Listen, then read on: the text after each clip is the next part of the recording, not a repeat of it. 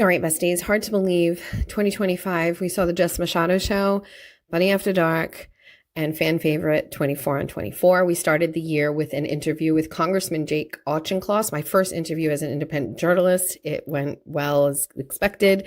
And then I started writing for my Substack. We documented things like the emergency shelter system, a Boston City registrar who was double dipping, stuff in regards to the Mass DOT, the state of emergency in Massachusetts. And we just wrote and wrote and wrote and wrote and wrote. And the whole time we started building this platform. And as each story, each thread, each video, each live tweet from a courtroom was posted, we grew followers and grew our base across all of our platforms. And everybody started to take notice, including the Boston Herald, who included me in this great story, and including the Mass GOP, where I was awarded Journalist of the Year award for all of my work on the migrant shelters. I was really excited to be a part of that. Back at home, I continued to advocate for things that matter to me, celebrating some big wins, helping candidates get across the finish line in local elections, celebrating when they won. As the chair of the Somerset Republican Committee, we hosted our first town hall event. That's me over there on the left. I was so excited. And then we started covering the Karen Read trial. Little iffy with, how much access we got to the courtroom. But when I was there, I showed you things that nobody else could see. I got to hang out with this guy in the courtroom, which was pretty great, and get to, of course, give you angles that nobody got to see. I was lucky to land this interview with Paula, who was the juror from the trial. It went everywhere, which was amazing. And pretty much every day, just trying to take a step back and figure out what I was doing. I covered this guy's cases, which not a lot of people did, and started to shine a light on, the First Amendment and making sure it was free. Hung out with a couple of these people once in a while. And then we started the Jess Machado show and this YouTube channel. And we had a really great time. We got to meet the besties. And honestly, we just started to have a lot of fun. And I've really enjoyed it. We did a lot of unboxings. We made fun of some things, but it was really about building a community, getting to know people, being honest, having a good time, doing a couple of collabs, introducing the world to Jeff, and, igniting the bunny army that pretty much is everywhere now all the time. All good things must come to end, and the studio is no longer, but that's okay. Everybody made me realize that it doesn't matter where I do it. Everybody was still interested in what I had to say. Personally, I spent some time with my family. My oldest daughter graduated with her master's degree. My son, he graduated high school and started college, and my youngest daughter is thriving at her high school. This guy and I, we went to a bunch of concerts this summer. We got to meet a legend or two out in the wild, and we took a lot of drives out to this place, which is one of our favorites. I continued to advocate for candidates like this guy here, and Mr. Keneally, and making sure that everybody knows what a great candidate he is so that he will get elected to be our next governor. This year, more of the same, more stories, uncovering corruption and talking about the stories that matter to you. I'm so excited for 2026. Hi, besties. Good morning. Good morning to the replay crew. If you are replaying this and you're missing the live, thank you for your dedication to my craft. Thank you. Good morning. Hi, how's everybody? Good? Like on a scale of 1 to 10, when I ask, how are you? Nobody should be below the 5, in my opinion. Unless you're dealing with some serious shit. And if that's the case, get the fuck off the internet. 5 or above. 8, love it. I was going to say right now, 7.5 for me. I'm hungry. We are eliminating snacking in our house after dinner, everybody as a whole. Nobody's snacking. And if you're not eating a decent dinner, then I'm waking up hungry and my belly is just feeling weird. For dinner last night, in case anybody cares, I made 3 different meals. Okay, Jack? Okay, the main meal is what I choose to make. So last night dinner was chorizo. So hopefully you know what chorizo is, if you're from this area, a Portuguese seasoned meat, kind of sometimes you'll see a Spanish chorizo type thing. Not the same, close, but not the same. So chorizo sliced thin with French fries and eggs all mixed together. Jeffrey likes cheese. He had his in like a roll. I ate mine without a roll. That was my meal. And also, I like to have fruit with my dinner. I like a side of applesauce. I'm essentially 85, but like, I like fruit with my meal. It's a palate cleanse thing. I don't really understand. I don't know. Like, Jeff tells me all the time, like, it's a running joke. Like, this bitch has to have fruit with every dinner. But I really like fruit. And my lips are chapped. And all I had for fruit was pineapple. And pineapple is going to make my lips hurt and burn. And so I didn't eat it. And pineapple didn't seem to go with this meal anyway. And so all I had was this bowl of chorizo and eggs and French fries. And it just wasn't filling. And I had no fruit. I just wanted fruit. So I didn't have any. So then I made that. And then Jack would not eat that. He doesn't eat spicy. So I made American chop suey for Jack, which making a batch of that makes sense because he will eat that like for lunch because he's home. Jack doesn't go back to college until like the end of January. So he's home. So I made a whole batch of that. But then Georgia doesn't eat American chop suey. So I take some pasta out of it and I put it aside. And then Georgia likes when I make, it's like, I take garlic, like, crushed garlic. I put it in a pan and I cook it with a little bit of butter on the stove. And then I put, why the fuck is this truck in the middle of, I'm scared. That is so dangerous. I'm not even risking it. I'll go this way. Oh my God, we're going a different way. Ugh, everything feels weird. We got to get back on the other side. So it's like garlic and then she calls it fancy cheese, but it's Romano cheese, but like that you buy in the deli section, like shredded, like in the round tub. It's like a little bit more expensive than like the cheap shit. She calls it fancy cheese. So she's like, can I just have pasta with fancy cheese? But like you gotta like get the garlic going in the pan and then a little bit of butter. And then you add to that the cooked pasta. Then you gotta put it on low heat and add the fancy cheese so it melts just right. And then you sprinkle with a little parsley. And then so I made all that fucking shit and I wake up hungry. Also, clip that. Clip where I said I woke up hungry. Hungry for views, hungry for clicks, hungry for super chats, hungry for cash and money, and to sell my soul. Listen, a couple things. Remind me, I want to talk about Nan. But remind me of it. Two things. Karen Reed, we're going to talk about that. Money to Deitch. We'll talk about that in a second. Remind me. So my daughter's friend, we pick her up in the morning and she's like, you are not going to believe something that just happened to me. And I appreciate a good petty story. So this girl had a Sweet 16 birthday party over a year ago. She's already 17. Sweet 16 birthday.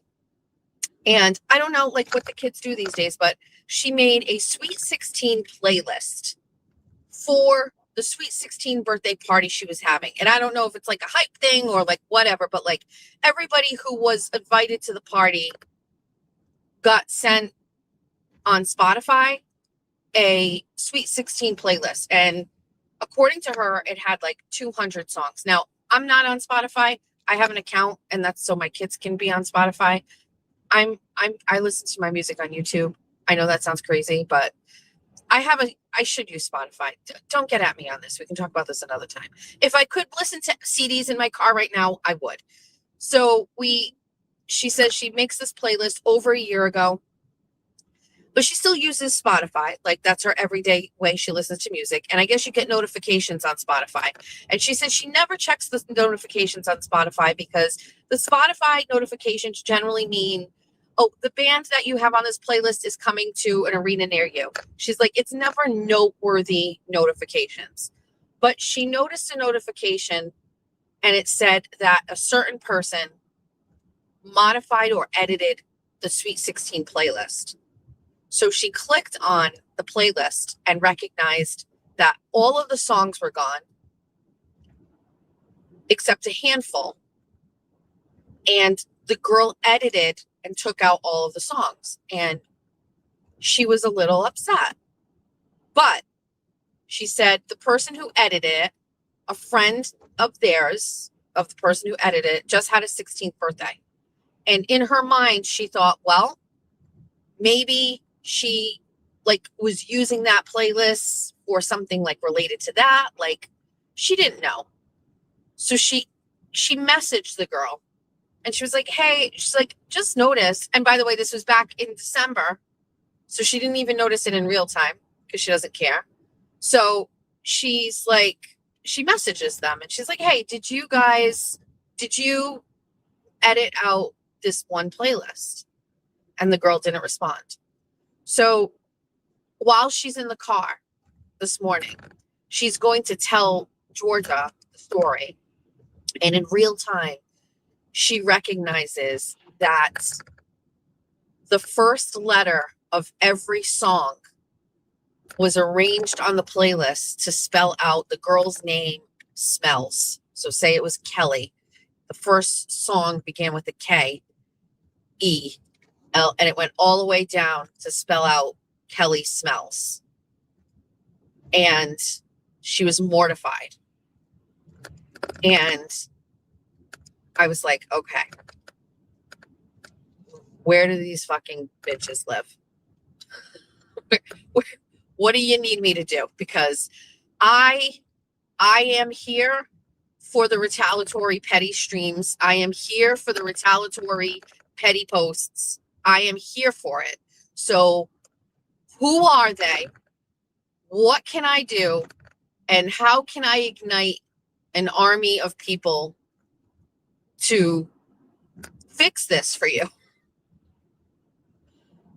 And I've got to be honest, it's pretty upsetting. Now, obviously, I'm joking. I would never take action against a 17-year-old. But I may give this girl ideas on how to handle it. I will tell you, I wish she hadn't messaged her. I told her, I said, that's the key. Don't give the validation or the satisfaction of something like that, because they were waiting around for you to message them about that. They were probably waiting for you to post on social media about it. Like they were waiting. They were waiting. These cunts were waiting. And you message them and she's like, now I feel like an idiot. Like I thought it was just like a wholesome, authentic reason to fucking delete the playlist. So now my opinion is we got to edit the playlist. So I said, just think about it. And like, what the, like, if Georgia did that, like, I don't know. I told her the story, and I think I told you guys the story. And if the hater is still existing in my life and they're watching this or listening to this right now, they're going to get the validation. But, and I think I told this, but many years ago, I believe it was the first year I moved to my house. So we're looking at 9 years ago. I got a letter in the mail. It was a card. And it had, I still have it. It has perfectly written penmanship on the front, printed. And it says my name and my address. And when I opened it, I knew it was a card. It felt and looked like a card envelope. I opened it, and on the front was a picture of a hippopotamus in water. And it said, printed on the card, like actually made. It said, look, Jess, it's you getting out of the bath. So somebody went to a website and had a card made and took the time to think about it and paid for it and then had it sent to my house. I can't remember what it said on the inside, but the inside had something printed too. And I was pretty maybe it wasn't the first year I moved here. Maybe it was a year or two. Maybe I had already started stretching my legs in town. And I remember thinking, they are waiting for me to post this on Facebook. I can't believe somebody would do this to me. I was so hurt. You know, they were waiting for me to post the picture. They were waiting for me to say something. And the hardest thing I ever did was never say it, never posted it. I think it's fine now, 8 years later, but I never gave that person the satisfaction. And more than that, I knew, just like those of you who hate me who are listening right now, you fucking dumb fucks, that they checked my stuff every day waiting for that validation. They will wait and wait and wait and wait and wait. Like there are people who don't like me who are listening to this right now. Good morning. And you are waiting for me to talk about you. You are hoping that I say something about you after being prompted by something on the internet so I can react.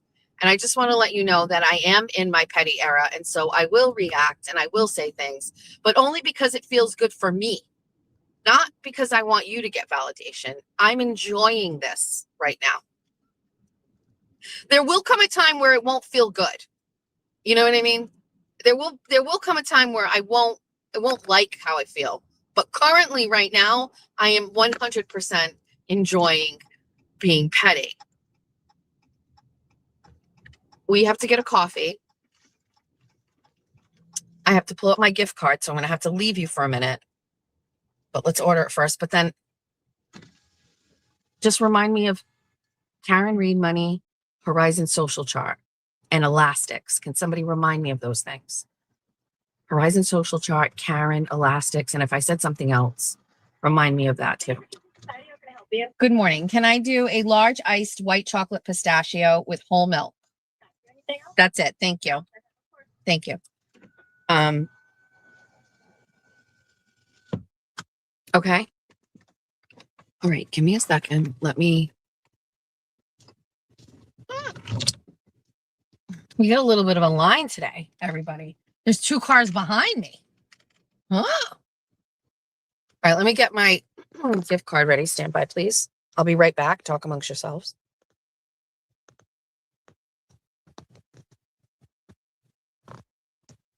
Me over all the butterflies. I'm into you.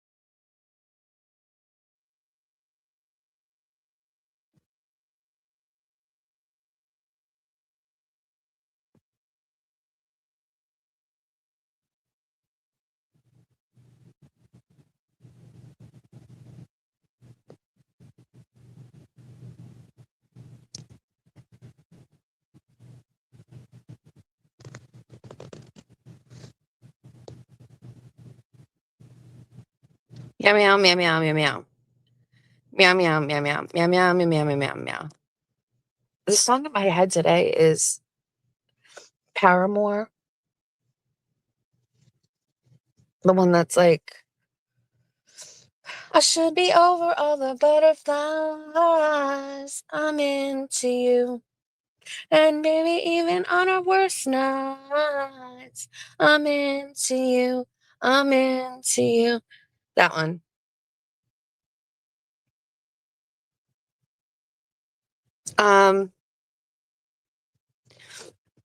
Okay. So let me just put you up here. Let me put you in your cradle, your phone cradle, and take care of you. I'm gonna have to give you to the cop cars in the morning. What's going on?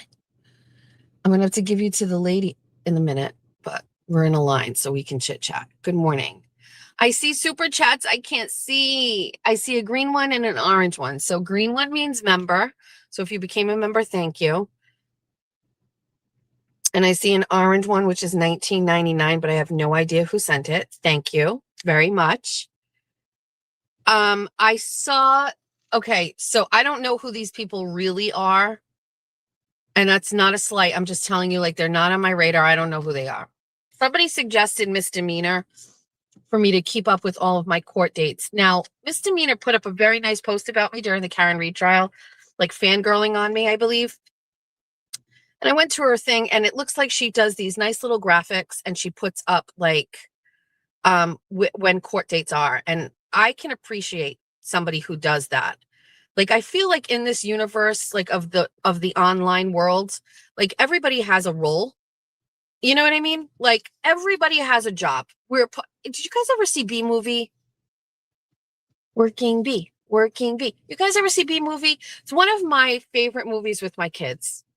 Okay. All of my kids love B Movie. And everybody in the B universe has a job, from the smallest to the biggest, but each one of those jobs make everything run smoothly. So in the B universe, that is this, everybody has a job, right? And my job is to chit chat and talk. Some people, their job is to hype. Some people, their job is they always share posts. Hot and Bravo always does the things on X. She always tags me in the things. Like, she always has the tea. Like, I love Hot and Bravo. You know who I'm talking about on X. BLT. The BLT account has a job, and the job is to, unfortunately, pour bleach on his eyes and look at Brian's posts every day and then share them with all of us. So we don't have to go to Brian's page. We just need to go to BLT's page. So he's doing the Lord's work, right? Misdemeanor. Seems like a very organized lady. Like, she would like to organize all of the court dates, and she would like to give them to you. And so you don't have to. So maximum participation can occur. I love that. So everybody has a role, including, hold on, you're going to go inside the society. I'm going to mute you.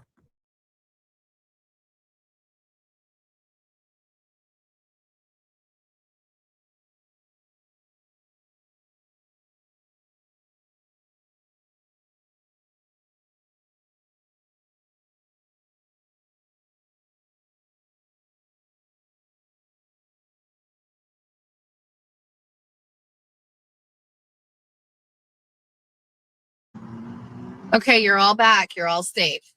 We have a coffee, but give me a minute. So everybody has a role. Everybody has a job.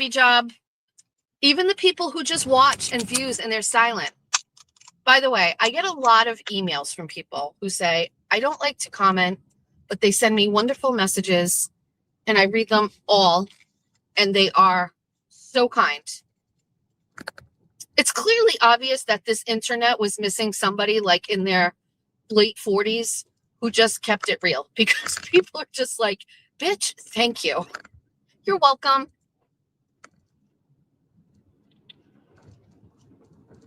So I don't know who Misdemeanor is beyond that. Very nice. Seems like a nice lady. Misdemeanor and Boston B. I see BEA and I think B. So Boston B. So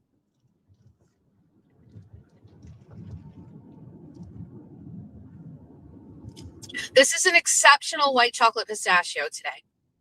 10 out of 10. Well done, Society Coffee Bar. So Boston B, I don't know anything about her other than, obviously, she's free Karen Reed, but she participated in the Karen Reed fundraiser that was hosted by Calling All Beings. I also don't know who they are. I've seen the name around. His name on X has lots of characters in it. It's like DJ Flowers, I don't know. Like, just take it from me. If your name is that complicated, it's forgettable. So I don't even really know that person's name.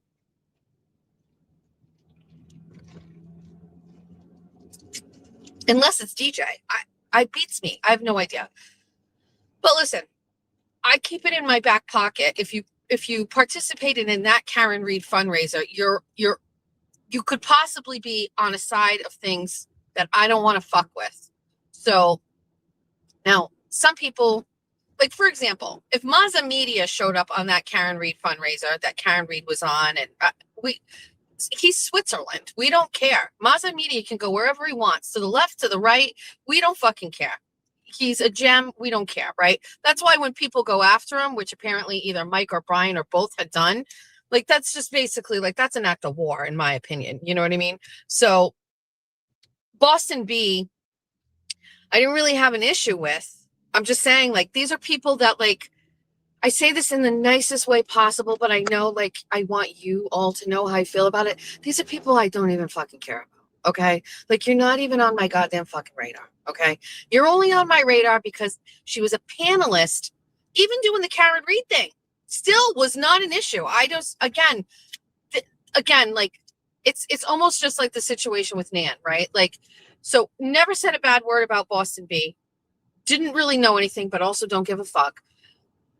She does the Karen Read thing. I still don't care. Like, okay. But at the end of Brian's stream the other day, she was a guest with Nan, right? I think. I can't remember. It was that irremarkable. At the end of it,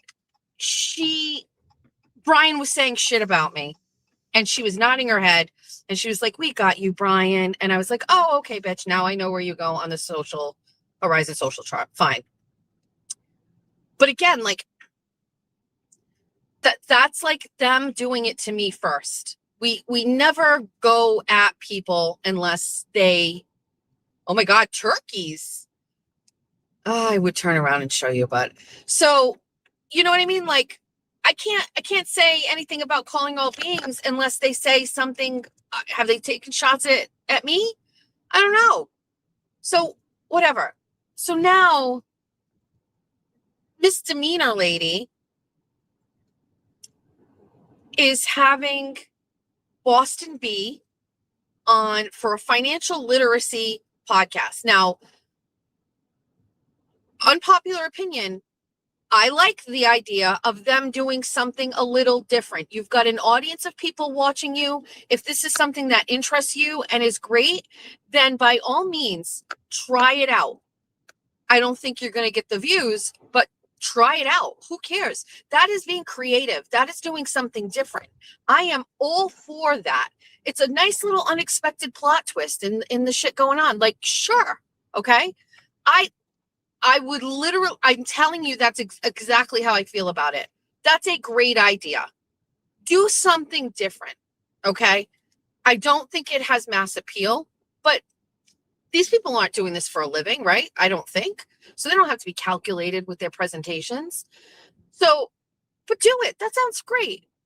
But Naniel is a guest? Naniel.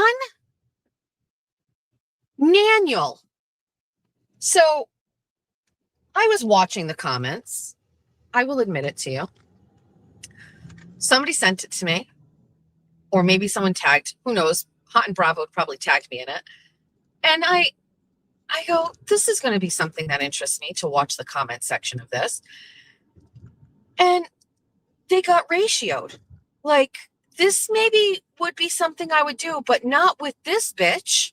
Are you aware of what Nan has been doing on the interwebs as of late? She is mean about me and money and coffee and fatness, and she is just a nasty fucking mean girl. Yes. Nan is the one with the tank top of the. Yes. So everybody in the comment section was just like, yeah, hard fucking pass. And I think now, listen, we've got to give misdemeanor maybe some credit. Maybe she doesn't know. Maybe she doesn't know about Monster Naniel. It's possible she is just like so oblivious that she doesn't know and she doesn't get wrapped up in the drama. Good for her. I get that vibe from her. I get that vibe that she doesn't fuck with the drama, but Boston B does, and Boston B knows. And so it's Boston B, Misdemeanor, and Naniel. And so Naniel coming on to talk about financial literacy and good practices after she has made fun of poor people and food stamp people and me and how much I spend every morning for coffee. This sounds like something I absolutely must attend. I am all in. I have cleared the schedule for Thursday. We are watching. We are fucking watching. We are watching. Now, for the first time ever, I have felt compelled to stream a live stream on my show because I would like everybody else to watch, but I don't want to give them the views. So is this what we have to do? I have to stream this?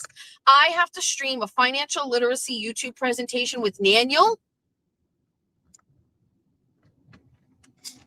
Let me see, Nan. How much should you spend to fly to another state to get laid? Like, is that going to be discussed? You bought me 2 chairs, Naniel.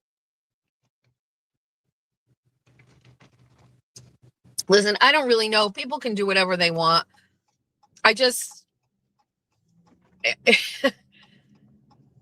Listen, I didn't have a comedy presentation on my bingo card from Misdemeanor this year, but it's happening. And so I don't know what their mod situation is like, but if I can't break my rule of streaming a live stream. That is pathetic. It's pathetic. But I'll probably watch for a hot minute. I will. I'm not going to lie. I will watch. There's a dick shortage in Jersey.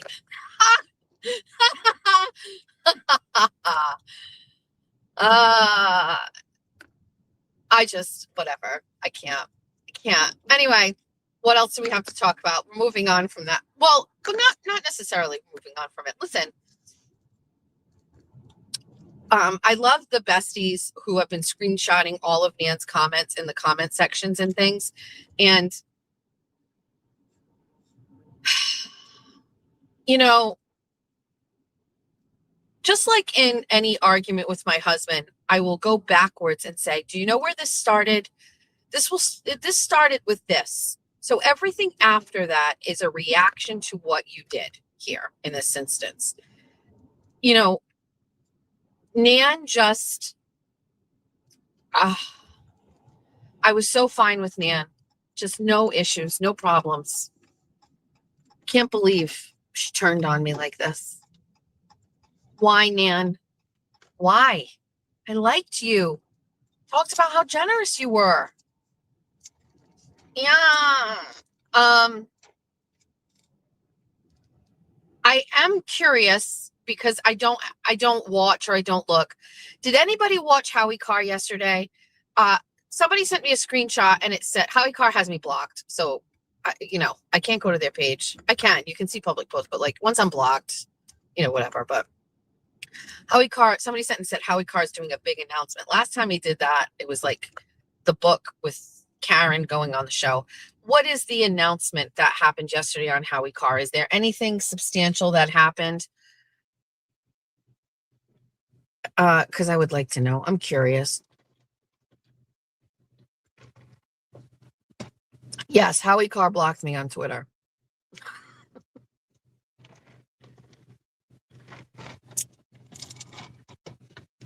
Just goes to show you that doing good things doesn't like pay off in any way, shape, or form. Earlier this year, once I became an independent journalist, I was doing research and I was doing public records requests, as you know. Oh, it's about the Karen Carr auction. Thank you. I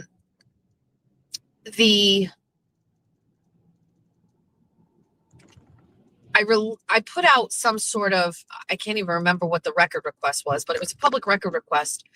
And I I shared it on my Twitter account. And it was a pretty interesting piece having to do with the migrant crisis or the hotel shelter or something. And it got shared a lot, like hundreds of thousands of views and stuff.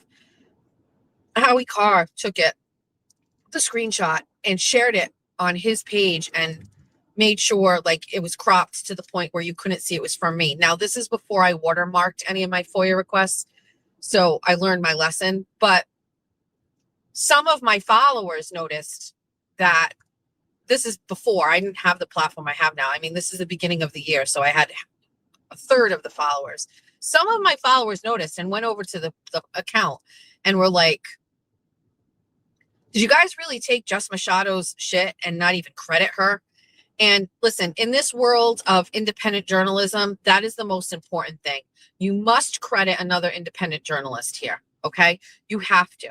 If we're doing the work on the ground and we're doing this, you're not getting paid. You've got to at least credit them so they get the views. Okay.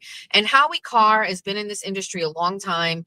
And Taylor Cormier, who does manages his show, Taylor knows, and they would not, they were so desperate to share it, but their pride about giving me credit was getting in the way. So they just shared it and didn't give me credit. And a lot of people commented on it.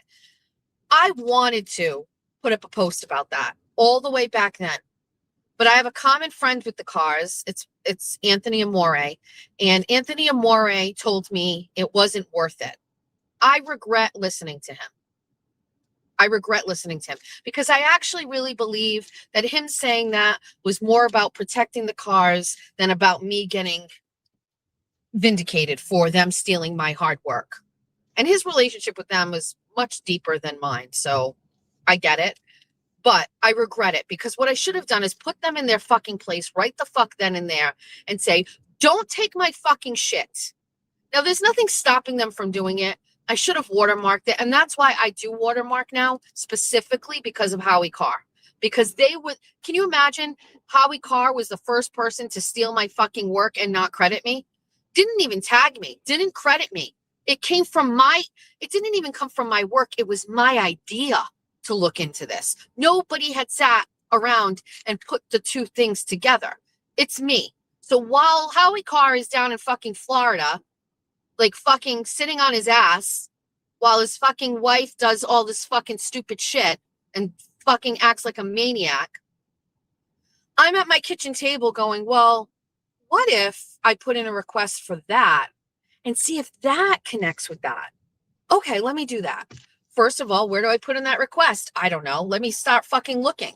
And then I go, maybe it's this agency. And then I'll submit the public records request. And then on the 10th goddamn day, they respond, sorry, that's not the right agency. You should try somewhere else. So then I try another place. Is it here?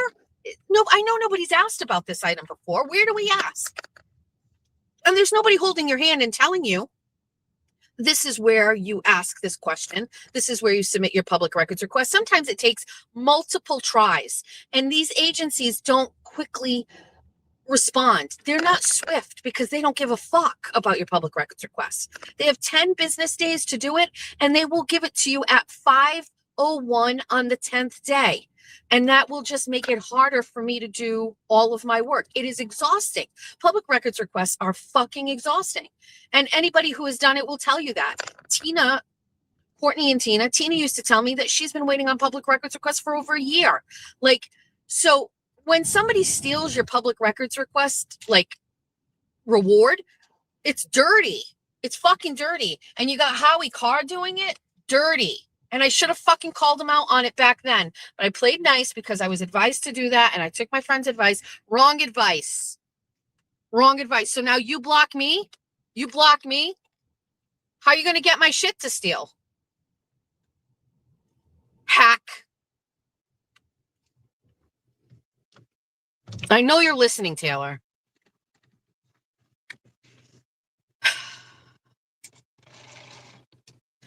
Can you imagine a multi-million-dollar media outlet doesn't have the money to pay somebody to do that kind of research themselves?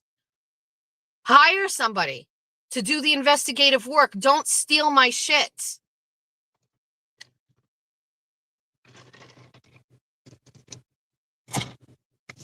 or invite me on to come and talk about it. Talk to us about what you did. How did you get this? Instead, I can't. Meow, meow, meow, meow, meow, meow, meow, meow, meow. Meow, meow, meow, meow. Red House Media, Danny. Hi, good morning. Good morning. That's why he has millions. Yeah, and he also fucking doesn't write his books. He has ghostwriters. You think Howie Carr writes those? Come on. He has a ghostwriter. He pays people to write the books.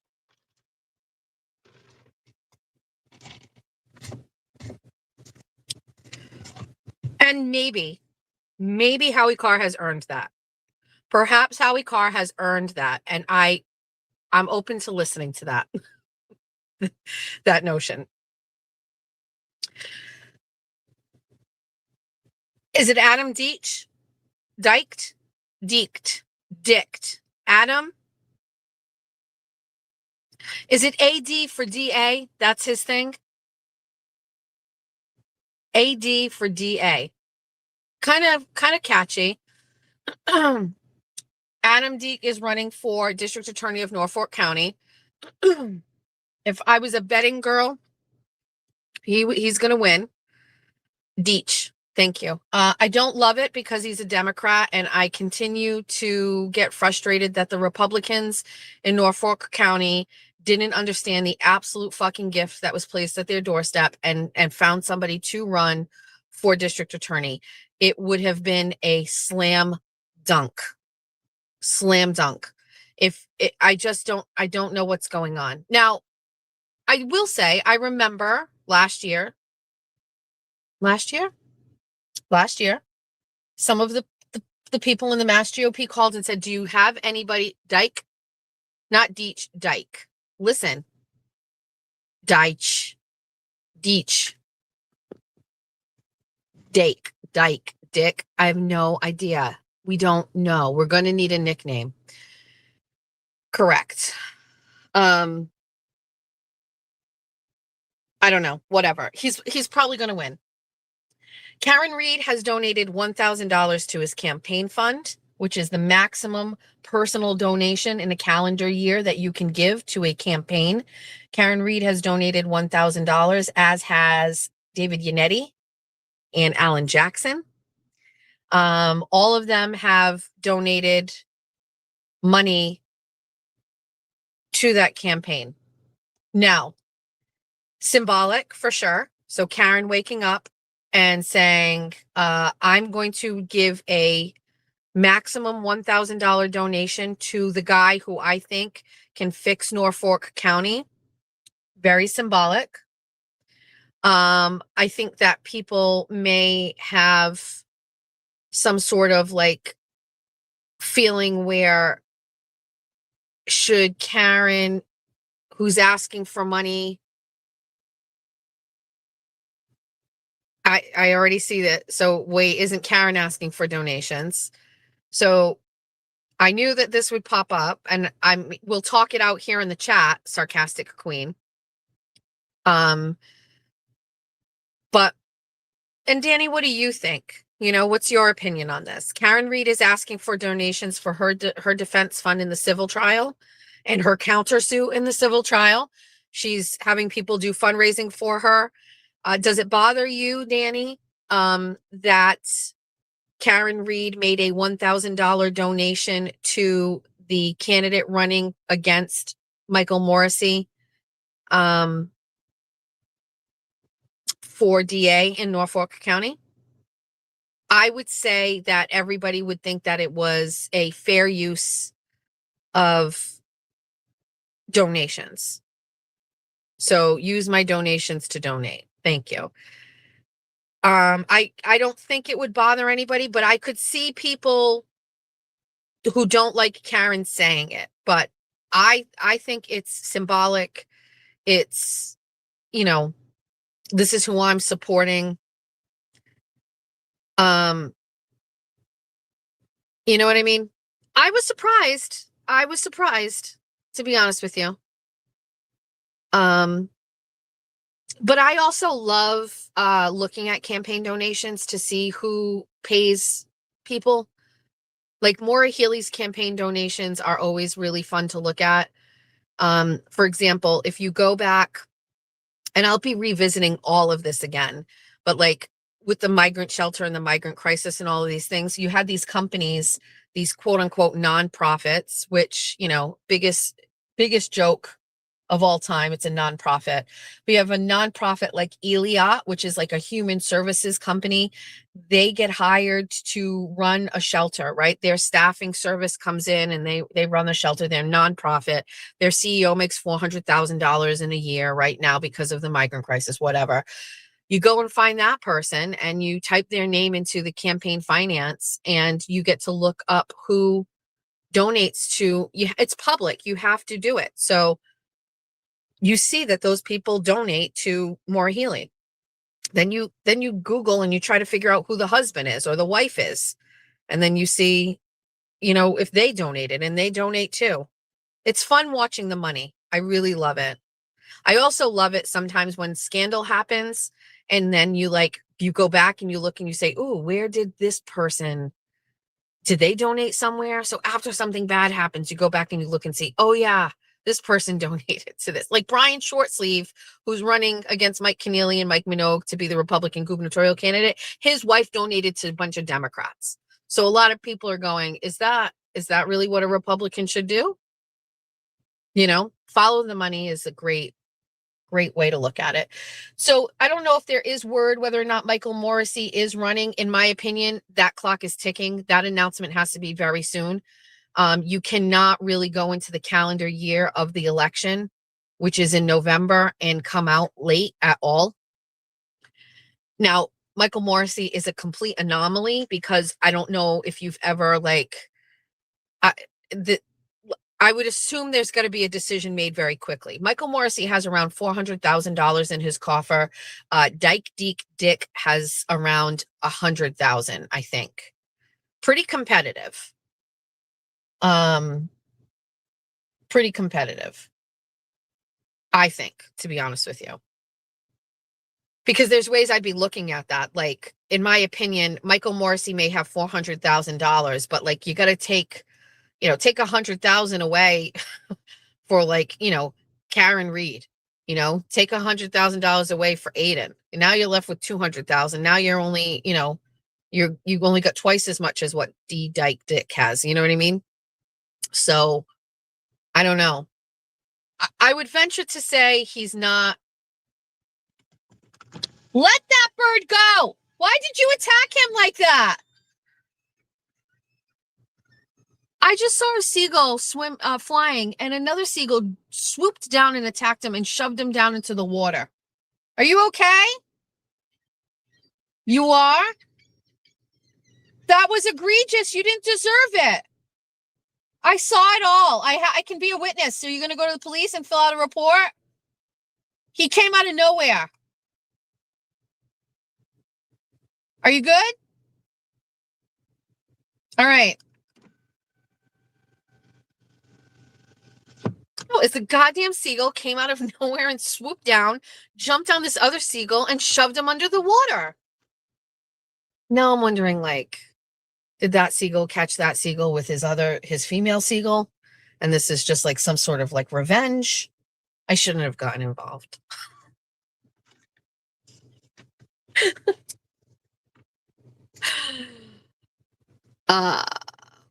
somebody just ask, what is this? Is 24 on 24 the political stream? No, it is not. We talk about whatever we want. This wasn't really political, but it is political. Karen Reed made a $1,000 donation to Adam D. Dyke Dick, and I want to talk about that.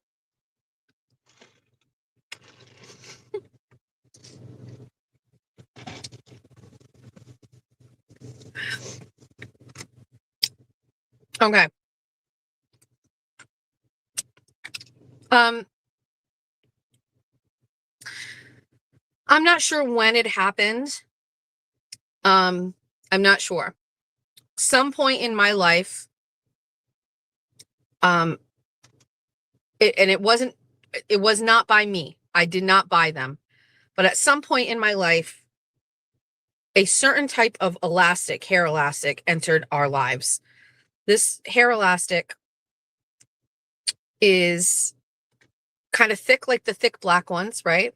Like, regular thick black ones, but they come in colors or black, muted colors, light pink, like a dusty rose color, a gold, black, brown, whatever. They tie. So they have like a little tie. And I don't know if they actually tie or if they just look like they tie. I suspect it's a complete round elastic and the tie part is just tied around it. And at the end of the tie are two cylindrical gold nubs. Okay. Now, these elastics somehow became beloved amongst me and not only my girls, but my son as well, because Jack has long hair, or he had longer hair.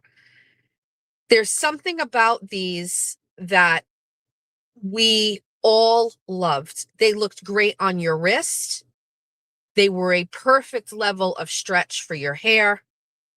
And we loved the little gold accent. It's not flashy. Trust me, it's subtle.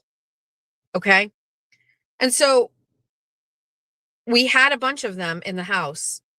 And over the course of a couple of years, as you know, the elastics dwindle down. Like, you lose them. They get misplaced. They go to cars. Who the fuck knows where they go?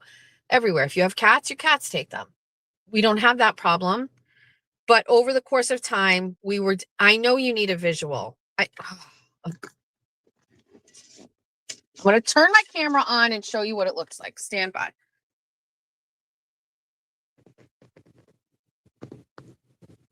Do you see it? Tell me if you can see it. Can you see it? Okay. Okay. That's it. Okay. Yes. Okay, great. So these elastics dwindled down to almost nothing. And we are down to one gold one. Okay. I mean, one black one with the gold. And Georgia and I would basically say since this summer, anytime we went to Walgreens, CVS, Walmart, Target, we would say, oh, let's look and see if they have them. And we could not find them anywhere. Now, I wouldn't say that we were upset or whatever, but it was definitely something we were just like, we'll find them eventually. You know what I mean? I Google lensed it. Trust me, Cursey Nursey M. And I Google lensed it. They have them at Marshalls and Home Goods. I've looked at Marshalls. I have looked. Amazon was sold out of the black ones. It says no longer available. Listen, I'm sure you will be able to find it and you can send me a link. I'm sure you will be able to do it. But I'm just telling you, it would be an eBay purchase, Lauren. I agree. We have gotten to that point where it would be an eBay purchase. There is something about these goddamn elastics that they are just gone.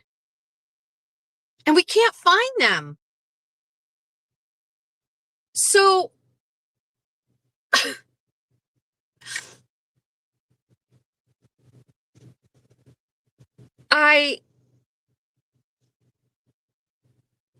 we have two showers in our house. One is on my mother's side of the house, and one is upstairs on our side of the house. And I went to go use my mother's shower.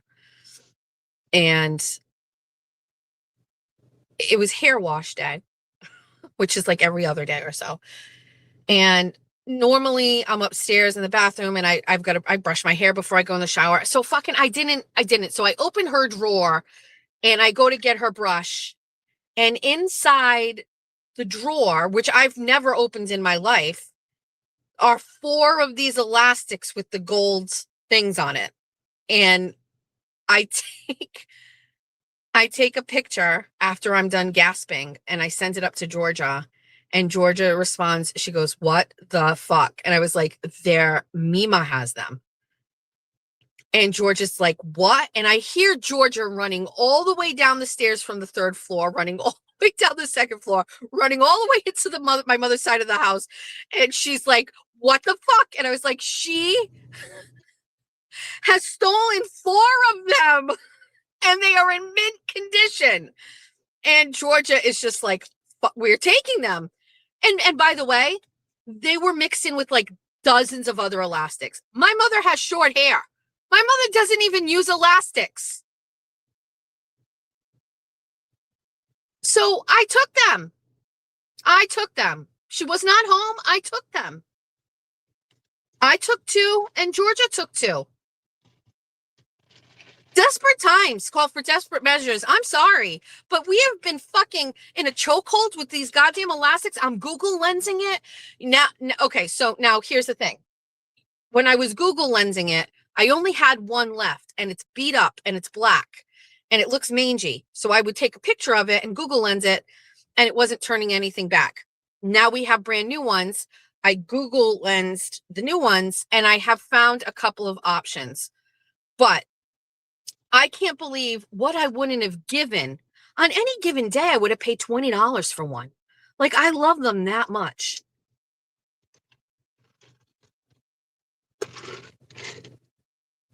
And so my mother was hoarding them. She probably saw them and thought they were cute. They're like a nice little fashion accessory. And we were blessed with 4 of these yesterday, and I'm thrilled. And so now I'm going to try to find some more. Amazon has them. Ruby, can you send me a link? So J401, your husband needs to do his own. Hold on. Can you text me the link? We looked on Amazon and it looks like they were sold out of the black package, but I have not even been able to find. I haven't even been able to find the colored ones. I've only seen black. Does she know that they're gone? I sincerely doubt it. But when I do see her, I will yell at her and I will go, what the fuck were you doing with these? Pyrex hoarding is unacceptable. Who's hoarding Pyrex? I also want to share that I've been inspired by all of the Pyrex that I have been gifted. So I have, if you watched on Sunday, I have a kitchen that has an extraordinary amount of cabinets. I am also a short queen. And so all of those cabinets up top, first of all, even the regular ones have 3 shelves. I can't even reach the top shelf of that first set of cabinets, let alone the cabinets above those cabinets. So I struggle. So essentially everything is on like the first or second shelves of all of the cabinets. And the third shelf is like, I can't get there. You know, I have my son or my husband reach up there for me. So I have a cabinet, a section that doesn't, a cabinet section. It's 2 cabinets. It only has 2 shelves because it's up high. It's not up high. It's like basically like they would be like above where your microwave would go. We use that area for like where our bread and everything is. I'll take a pic and post it in the Facebook group. But like it's a shorter cabinet. That cabinet, when I opened it, has cleaning supplies on the top shelf, and at the other side of it would have a bunch of vases. And on the lower shelf, it was like these Tupperware containers with light bulbs, batteries, all of those things. So I took the top shelf side that had all the vases and I moved all those vases to under the kitchen sink. And then I took the 3 Tupperware containers that had all of the other things, threw some things away, consolidated them, put them up top. And then that left me a whole area of shelving to put in my Pyrex. Also, the person who sent me the felt inserts to put in between the bowls, I used those and I put all my Pyrex in this section. And I also have extra room for Pyrex. And so I feel like I'm prepared for more.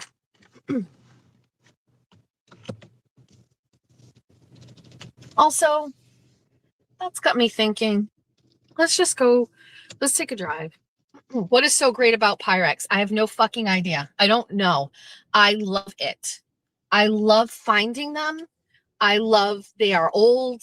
Well, how it started is I have one of my grandmother's Pyrex bowls, and it reminds me of my grandma. Reminds me when I would go stay at my grandma's house on the weekends, and she would have American chop suey, and she would put it in these bowls on the table, and they're blue with white flowers, and it just reminds me of my grandmother. So that started.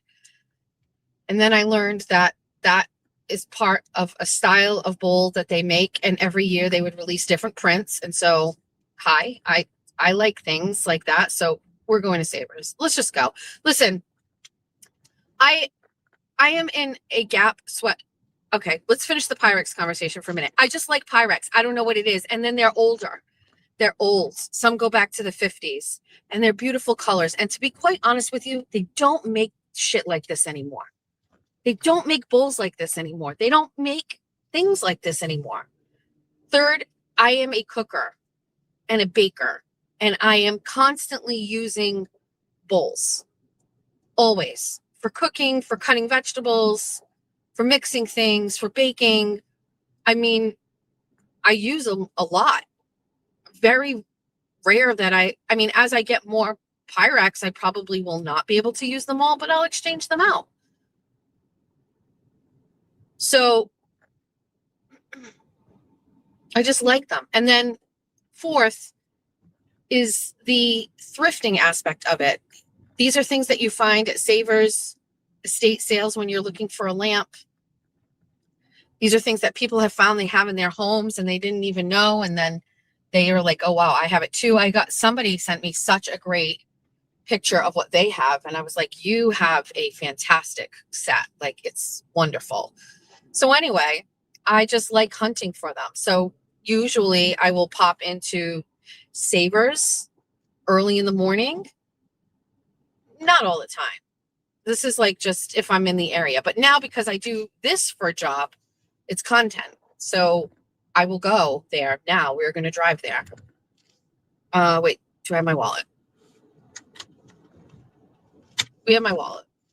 So we just drive there, pop in, see if there's any, scoop them up, bring them home. Do you want to go or not? If you don't want to go, you don't have to go. Just go to old people's houses.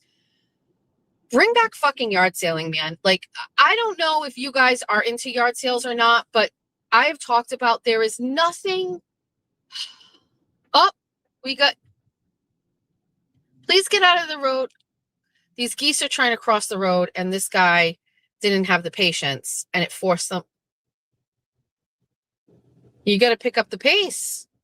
You can't go slow. Get going. Go into the water. Bye, besties.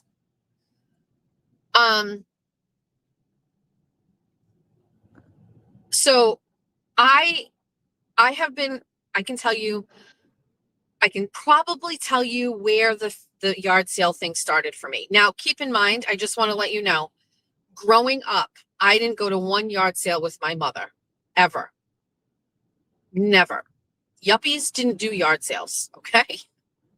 My mother, we lived in a very nice, fancy house in the Highlands in Fall River, and everything was new and expensive and not touched and cleaned every Saturday. And absolutely nothing in that house was old at all. My stepfather was a crazy freak, and there was no way something like that would be allowed into his house. My stepfather didn't like when we went to my grandparents' house, because we would go to my grandparents' house to sleep over, and we'd come home and our clothes smelled like cigarette smoke. Like, just not happen. So I grew up in a house that was very sterile. Okay? Very sterile. Sleeping with the enemy. If there wasn't something just so or just right, you got in trouble. Okay?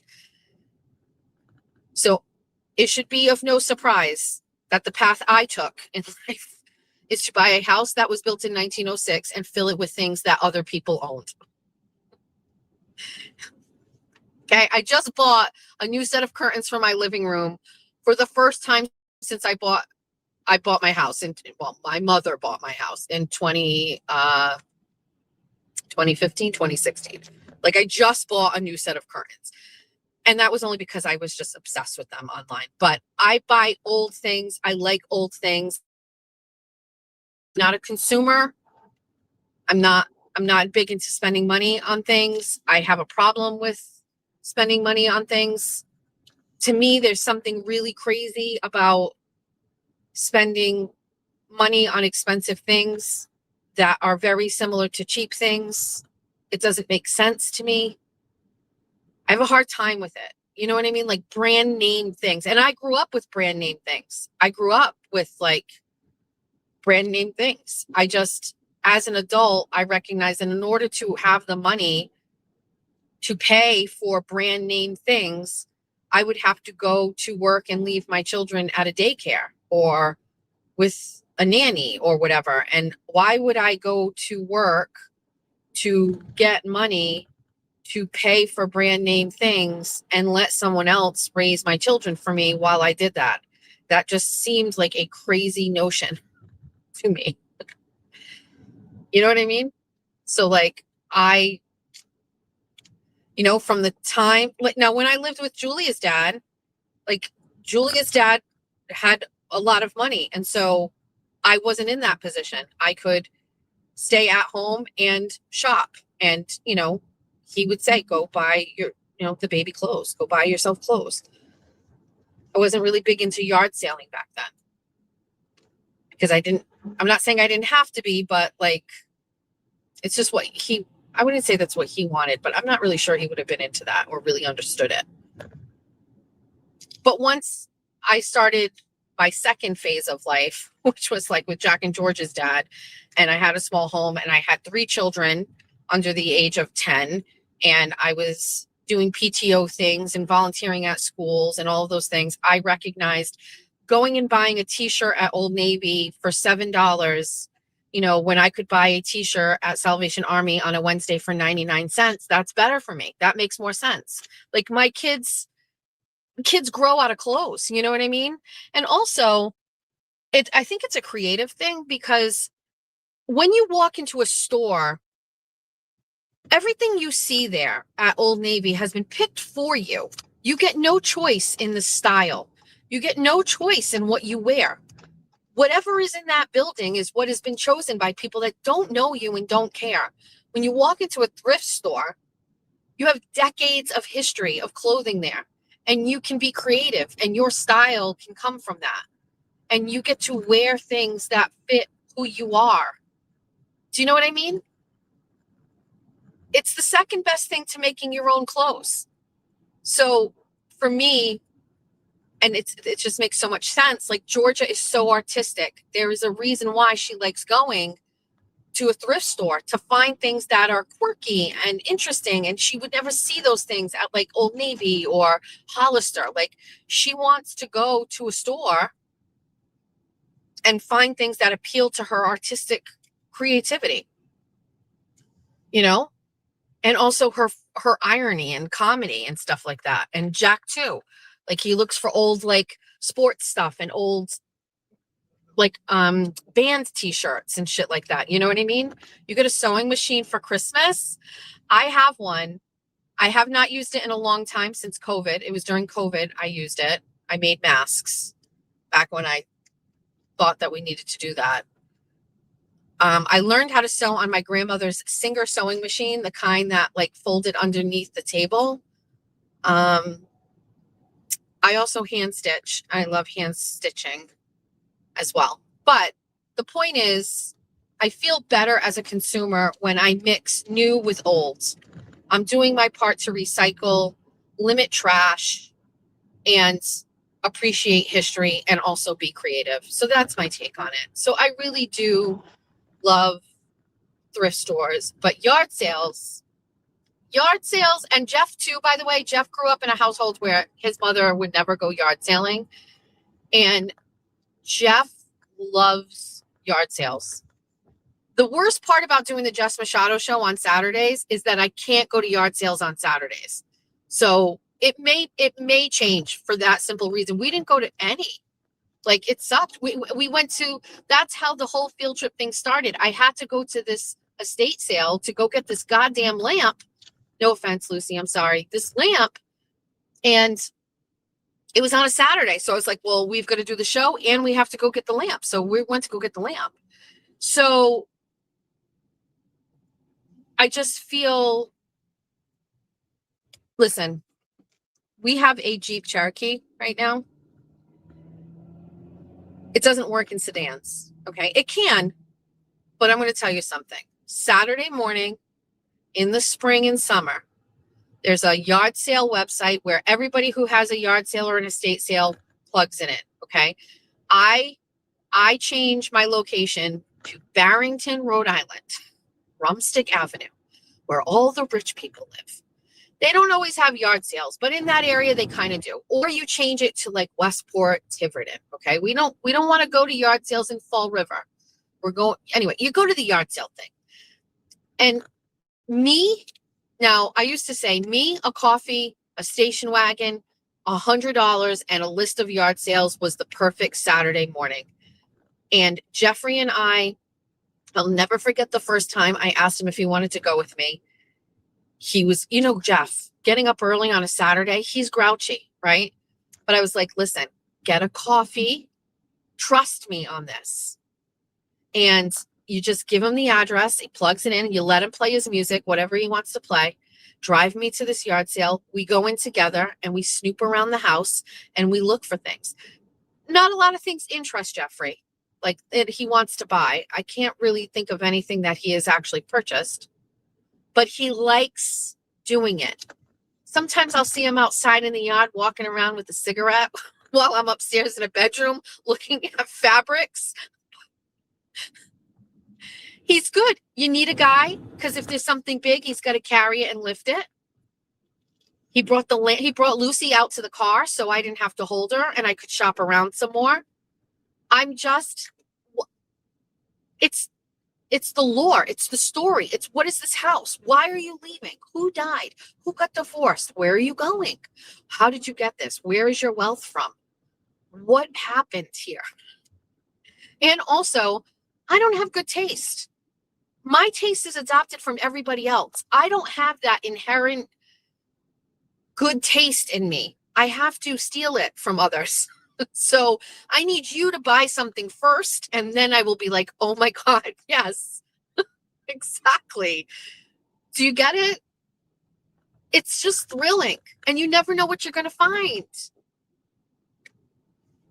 I don't know. Why does that make me happy? I have no idea. Nothing made me happier when I had little kids and I would go to Salvation Army on Wednesday. It's family day, which means everything in there is like 99 cents or whatever. I think it was I haven't gone in a while, 99 cents or $1 or whatever. And I could buy really nice baby or toddler clothes for dirt cheap. I would stack up. I would come home and I would just throw a whole load of laundry in the washing machine with all of the things I bought, take off all the tags, and have all new clothes for like $20. What? It's great. Listen, last night am I talking too much? Purchase Street Records. Oh, Ben Rosa, that's one of our favorite places. Purchase Street Records in New Bedford. TT bought Jack and Georgia gift certificates to Purchase Street Records one year, and we went. And listen, Purchase Street Records is great. Somebody just said, I can't dig through racks. Remember on Saturday when I was with TT and she was just like wandering around Savers, and I was like, you could tell probably, I was like, I don't want to be here anymore. It's got to be done slowly, methodically, with no distractions. You need a carriage. You need to go slow. It's just, you got to go slow. Like today, right now, I'm in a sweatsuit with Uggs on. I am wearing a bra. Wait, I am not wearing a bra. I've got a tank top underneath that has a built-in bra, so I'm fine. But I would have to really take my time. Oh, by the way, oh my God, I completely forgot. Can the person who wants the sweater that we got at Savers on Saturday, can you please text me your address and your name again. It is buried in my text messages, and I don't know if I inadvertently deleted it, but it is sitting on my dining room table. I need to go to the post office today, and I don't know if anybody saw from the Saturday show that small Lily Pulitzer popover. If anybody wants that, I will send it to you. I also included in both of those the Happy Meal toys that we got at the drive-thru. So can you send me a text, please, with your address? Because I don't know. I went through all my text messages. I can't find it. Granted, I get like 100 text messages a day, so it may be in there somewhere. But so I have to just like really be methodical and really take time and really go through. I don't have that kind of time today. We're going to walk in. We're going to go straight to the Pyrex area, and we're going to see if anything made its way out overnight. And if it's there, we'll grab it. If not, we won't, and we'll come home, and that's it.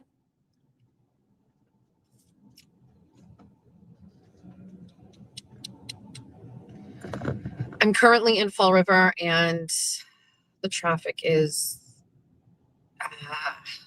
hard to say. Spicy Misty, did I get through everything on the agenda that I talked about? Who got the gas station perfume? The recycling bin outside of TT's house did. I gave it to TT. She opened it. It smells like vinegar. There were fucking pieces floating inside of it, and we immediately disposed of it. Karen Reed Money, Horizon Social Chart, Elastics, and Nan. Okay, we talked about Naniel. Horizon Social Chart. Now, I don't want to get everybody excited. But if you remember after the first or second Horizon Social Chart, one of the besties commented that they were going to make magnets for the dry erase board.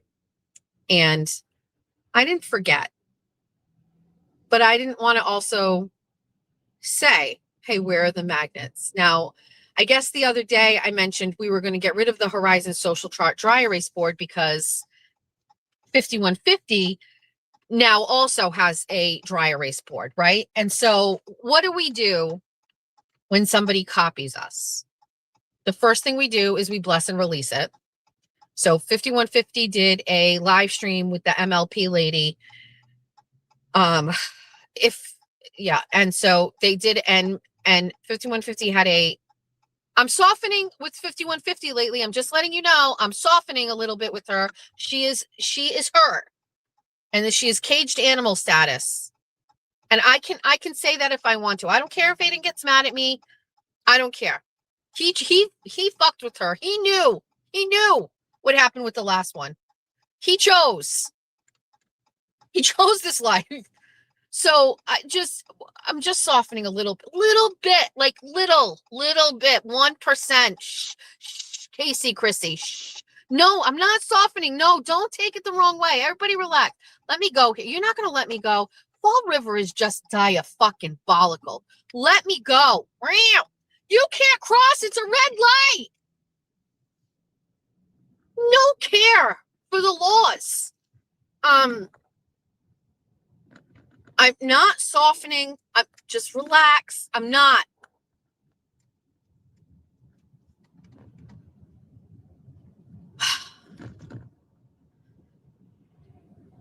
I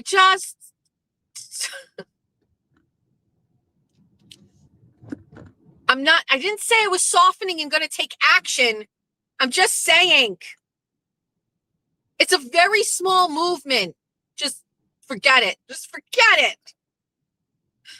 Forget it. I don't want to be friends with her.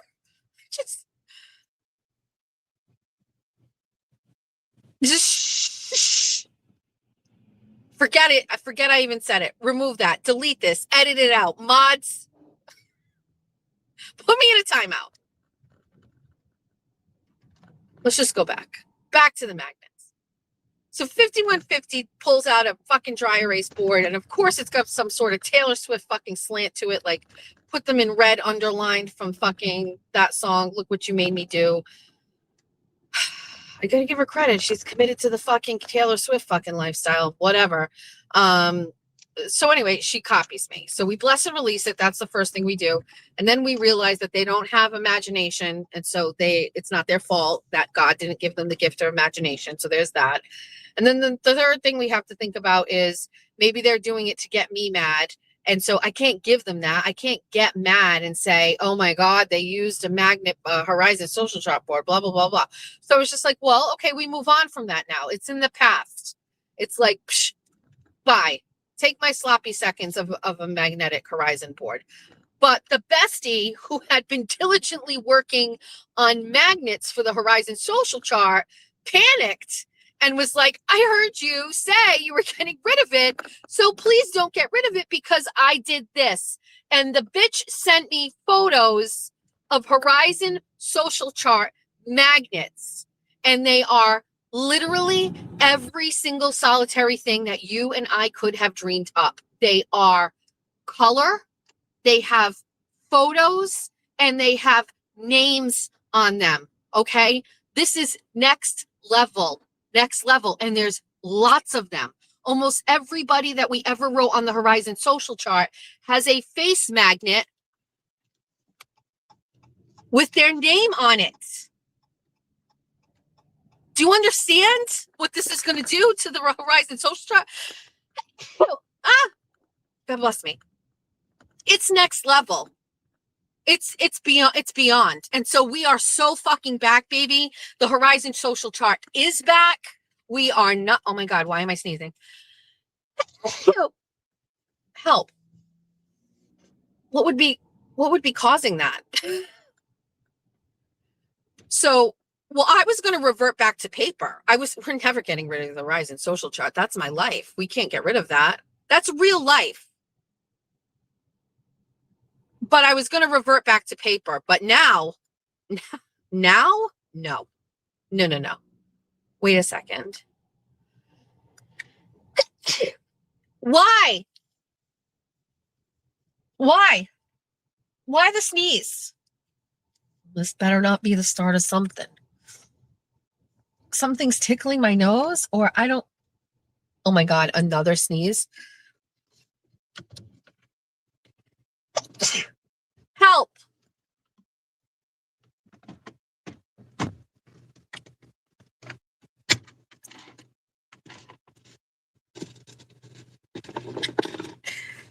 I have a napkin.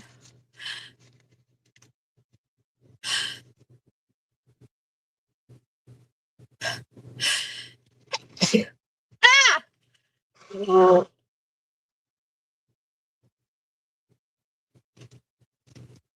Oh my God. I was just cursed.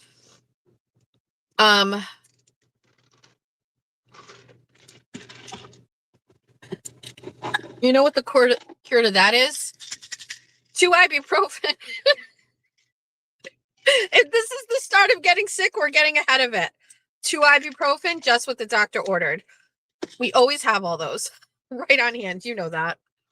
Stand by.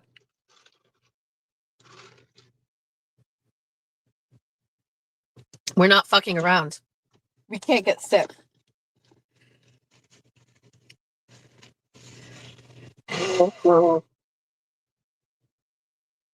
No, it's like a tickle.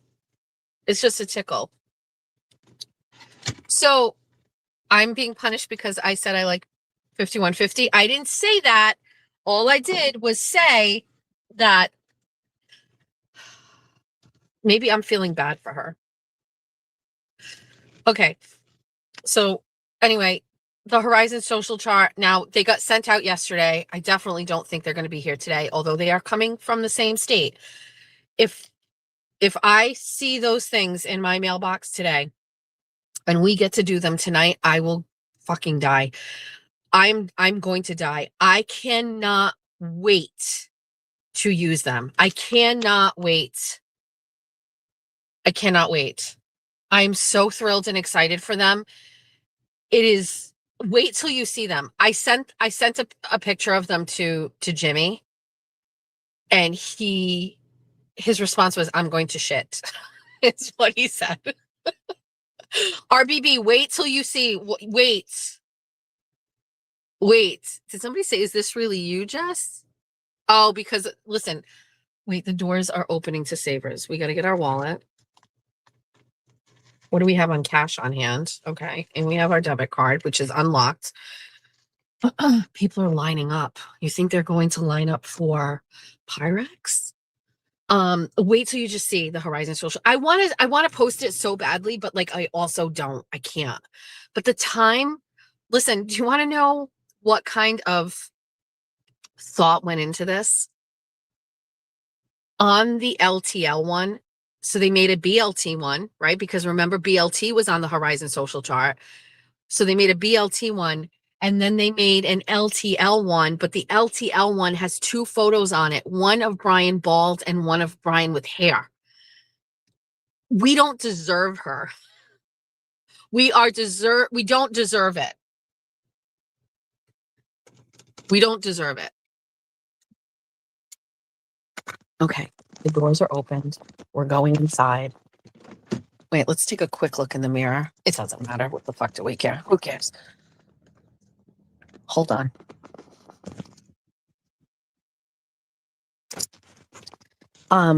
It's amazing. They are amazing. She has one for Jeff. Bestieverse has one for all the besties. Um, everybody who's on the social chart. She sends one, and there's a guy on one, and it says PAKD. And I was like, who is that? And she goes, that's purple Kool-Aid drinker. And I was like, I didn't know that's what he looked like. How did you get that? Hold on, we're in Savers. Stand by. Field trip. Going straight to the aisle.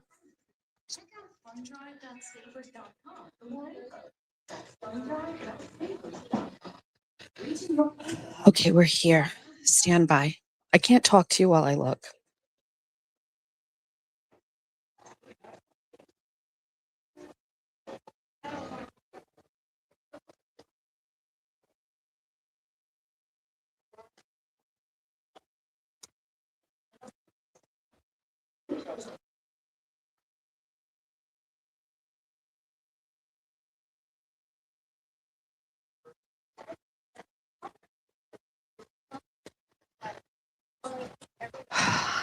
An absolute waste of my motherfucking time.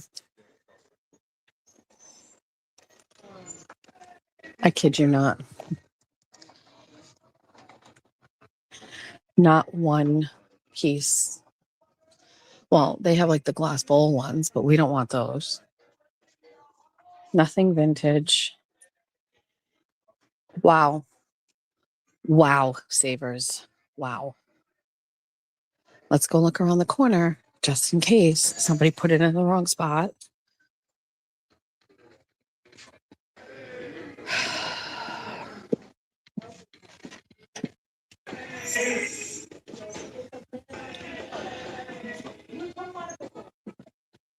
I ain't trying to get disrespectful. Okay.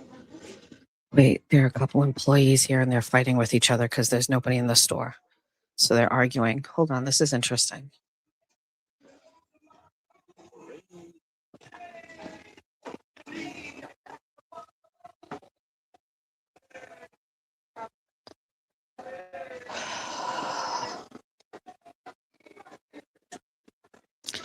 Great, everybody. Great. Sorry.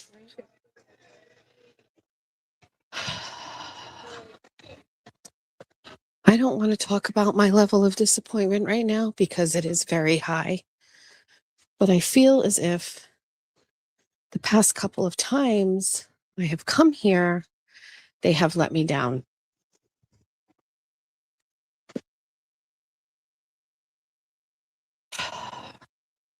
Just we're looking. Stand by.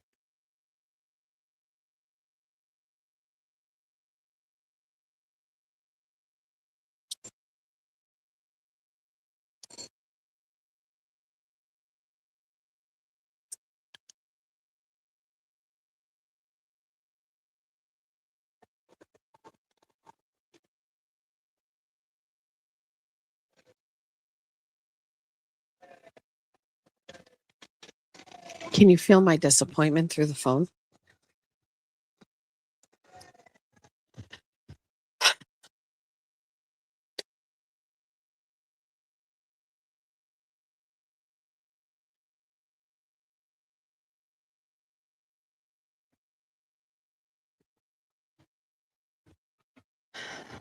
Okay. Last thing we're going to do while we're here is we're going to look and see if there are any jerseys for Jeffrey.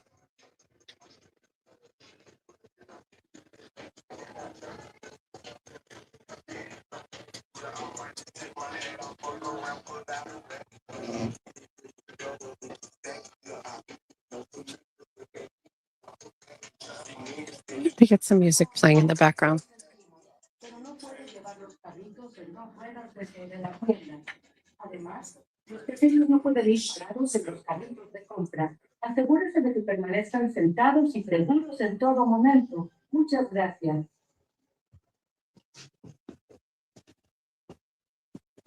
Okay, well, we're leaving with no Pyrex. Oh, they're having a ceiling leak. Love that for them. Okay. I can't see your things until I get in the car, so stand by. We're just going to.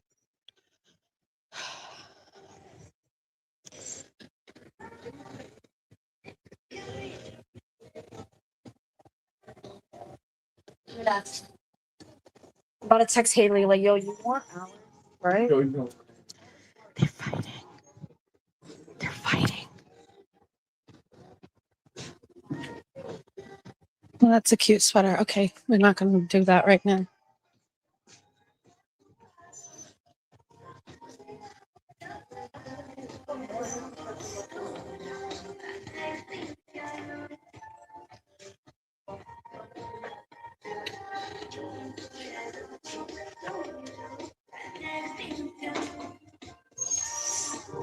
We're leaving.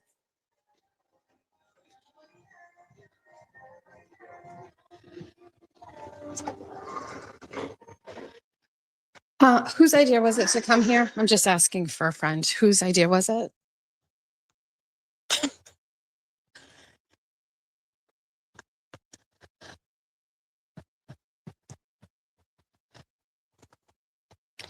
So now I started my day at a 7.5 and we have to move it down to a 7. Just because there's a sweet potato in the parking lot. Crushed on the floor.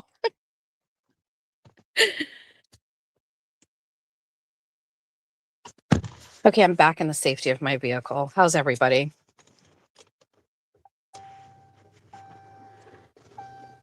Let me hook you back up. Let's go get TT. TT's working.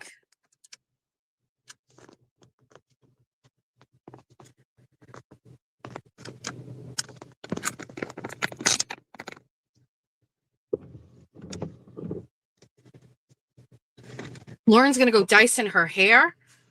That explains why you have such good hair. That explains it. TT called to pick her up. She wants to go to the casino tables. I will never get over it. It's hysterical.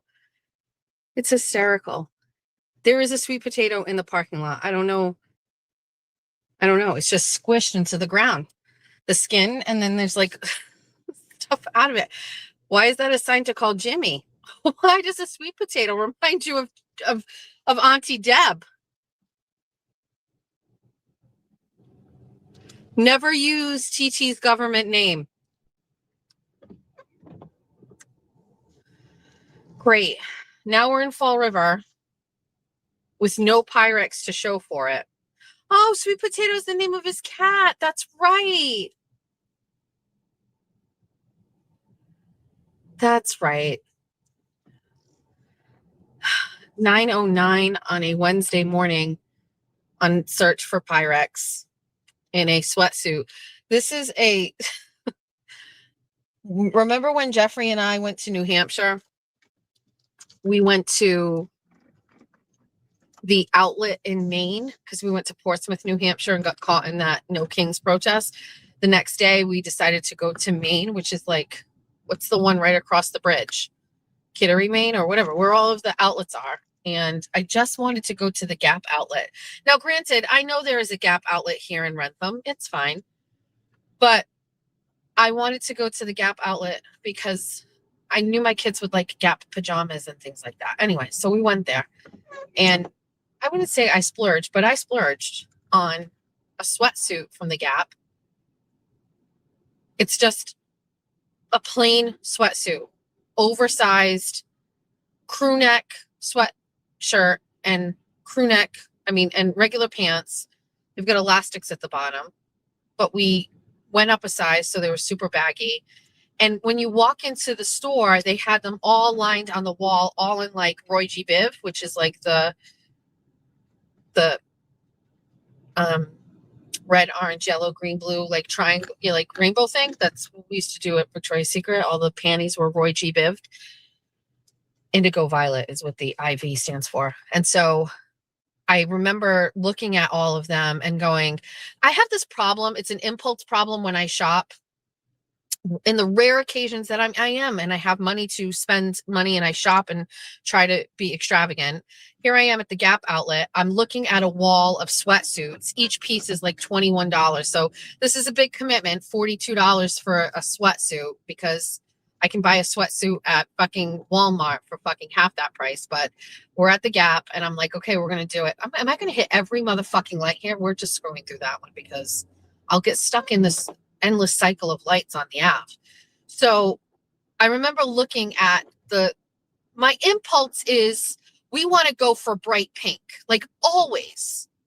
Bright pink, bright purple, fluorescence. Like my eye and my instinct is like, we want flashy. It's just how I am as a person. And then I go, okay, well, I can't, that's crazy. That's not practical.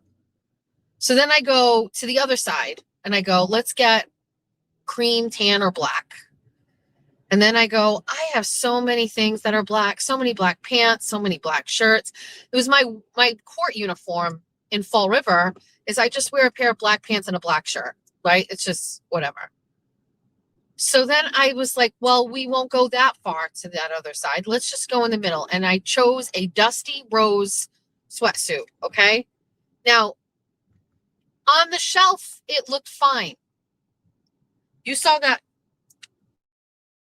dusty rose. It's a great color. It's a good color. But me in a top and bottom of this in an oversized sweatsuit doesn't look cool or stylish in any way, shape, or form. As a matter of fact, I glanced in the mirror this morning when I was getting dressed, and I thought to myself that this looks quite pathetic. It is too close to my skin tone. You are correct.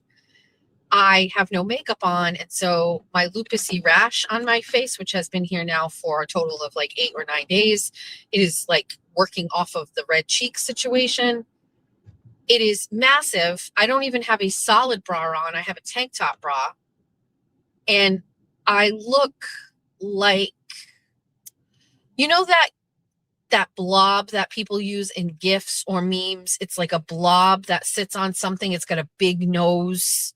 It's just like it's not even Pepto-Bismol. It's just like old meat pink. Yeah, uniboob. Yeah, that's what we're working with right now. So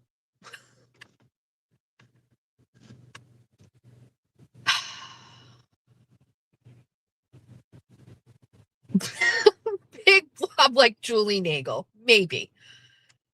Julie Nagel looks better than I do right now. Yeah. Oh, I know what you're talking about. I'm a mess.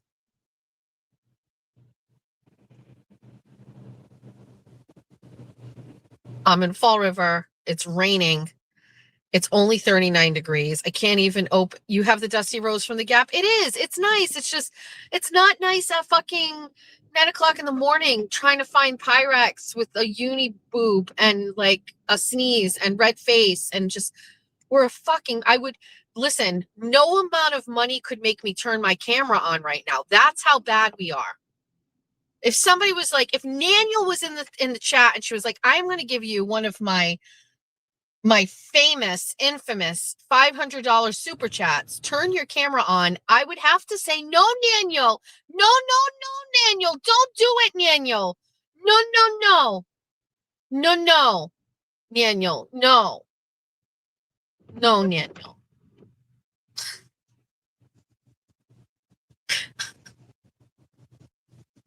Oh, it is bad. Fuck you. I am convinced that people are living inside the Cube Smart self-storage in Fall River. Don't ask me why I think that. I just think that somebody is.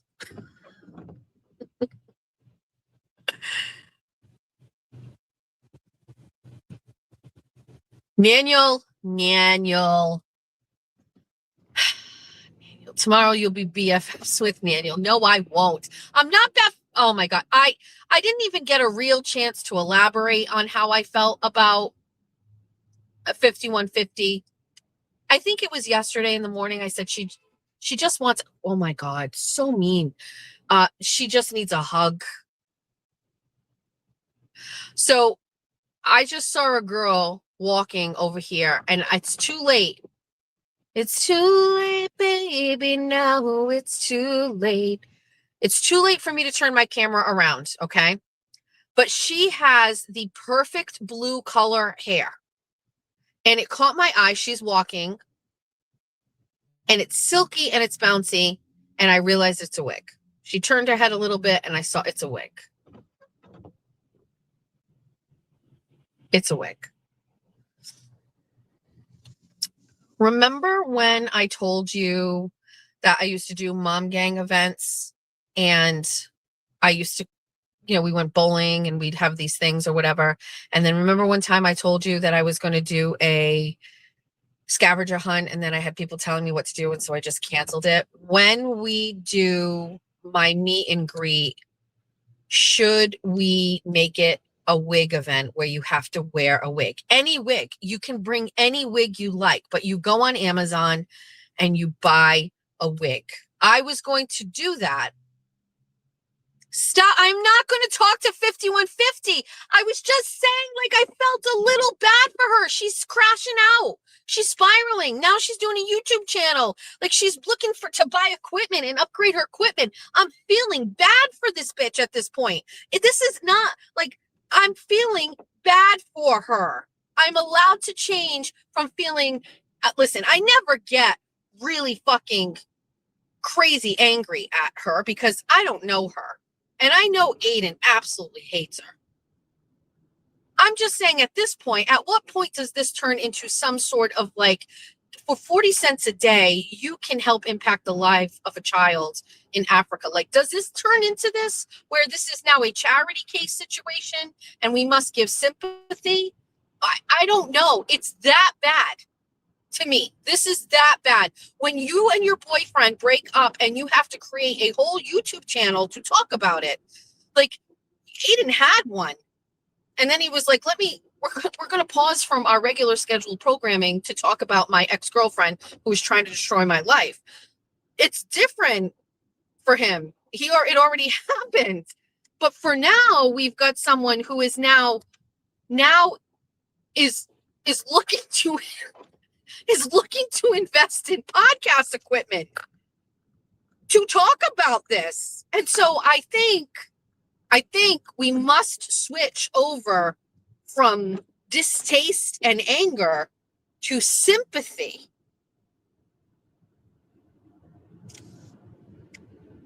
Aiden's dick was so good that she is crashing and burning because she can't have it anymore. That's what I'm saying. She's down bad.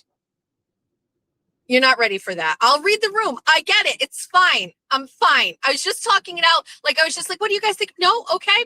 Fine. We're backing off. We're backing off. It's hard not to feel this is unmatched. It's unmatched. I can't believe she's investing in podcast equipment. And I'm going to tell you something. That MLP lady, that is a separate situation. We can't give too much about it right now, but there is something else there. We can't talk about it yet. There's something else there with MLP lady, okay? So we'll talk about it another day. Nan is Nan is gonna buy the podcast equipment. No. Manuel, if you are going to give 5150 any money, give her the 375 for all my police reports, please. Please. Because, listen, I heard Meredith say something. There are 30 police reports in Somerset with my name. I don't have 30. So that might mean that somebody went to the police about me and it never turned into anything. And so then they wouldn't have notified me. So if that's the case, I would like those. So please pay for those. I don't know. I can only tell you what I have. And I'm a soft princess in all of them. I didn't do anything in any of them. So like I said, you can have the ones I have. I could release them, but I thought she said there were like 30, and I don't know if she's telling the truth or not, but I don't have that many. So it sounds to me like there may have been people that have gone there and the police took the report and then nothing happened. That could be it, which is even better for me. Get them all and show them all. Manuel is going to buy Karen's Lexus. Oh my God.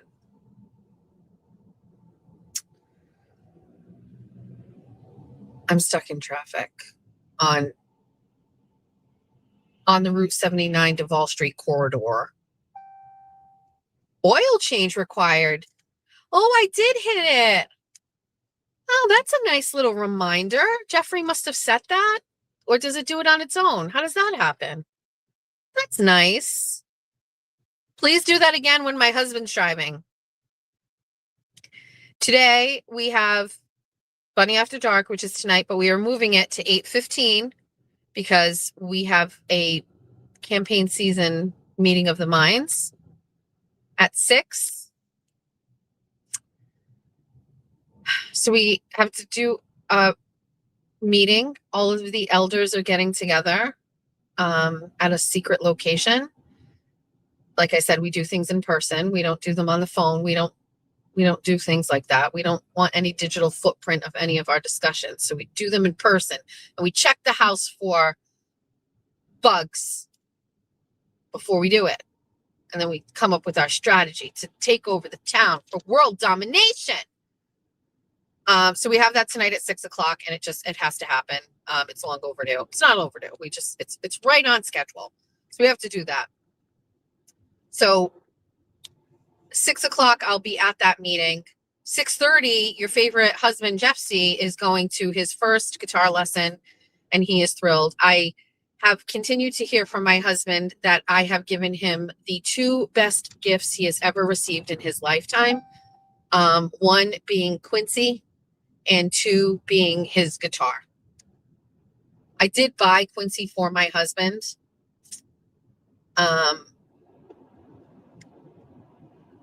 And he said it is the best gift that he has ever received. Do we stay straight and just go to Salvation Army? Yes or no? What do we do? Do we go yes or no and just go quickly look? They usually aren't really good with Pyrex stuff. It's really disorganized over there. They organize everything by color. Let's just go. It's fine. Might as well. Oh, and it's Wednesday. Oh, no. It's going to be mayhem over there. It's going to be a lot of people because it's Wednesday. Everything's half off. It's family day. Ben, Amy made the Facebook group chat, the Facebook group, and Ben has posted the link. I know it's hard to post links in here, but Ben has posted the link to his radio show, which is tonight, I believe, correct? In the Facebook group. So you can go to the Facebook group. I think Amy called it Bestieverse. We're going in just to look for Pyrex. I cannot grab TT. TT is in a court session today. Maybe has jury session today. I don't know. She's in the courthouse doing courthouse things. Do you understand the irony of this? That my sister works at the courthouse where I was arraigned. How opposite of twins can we be? TT is the law and I break the law. I didn't break the law. I'm just saying. Go ahead, clip it, clip it, clip it. Clip it, clip, clip, clip, clip, clip, clip. There is no Pyrex. Wait, are you saying people are going ahead to all of my local places and getting the Pyrex so I don't get the Pyrex? That's how you can hurt me. These people want to put up fucking posts on fake burner accounts thinking they can get me. That is how you get me. Show me your Pyrex collection. Steal all the Pyrex from around my surrounding area and make it so I can't find any. Chick-fil-A is coming along nicely. Can't wait for the clusterfuck of parking and traffic that's going to, establish for this area. Oh, and look, this area is getting cleared out. Another business. Great. I'm going to avoid Route 6 in Somerset at all costs.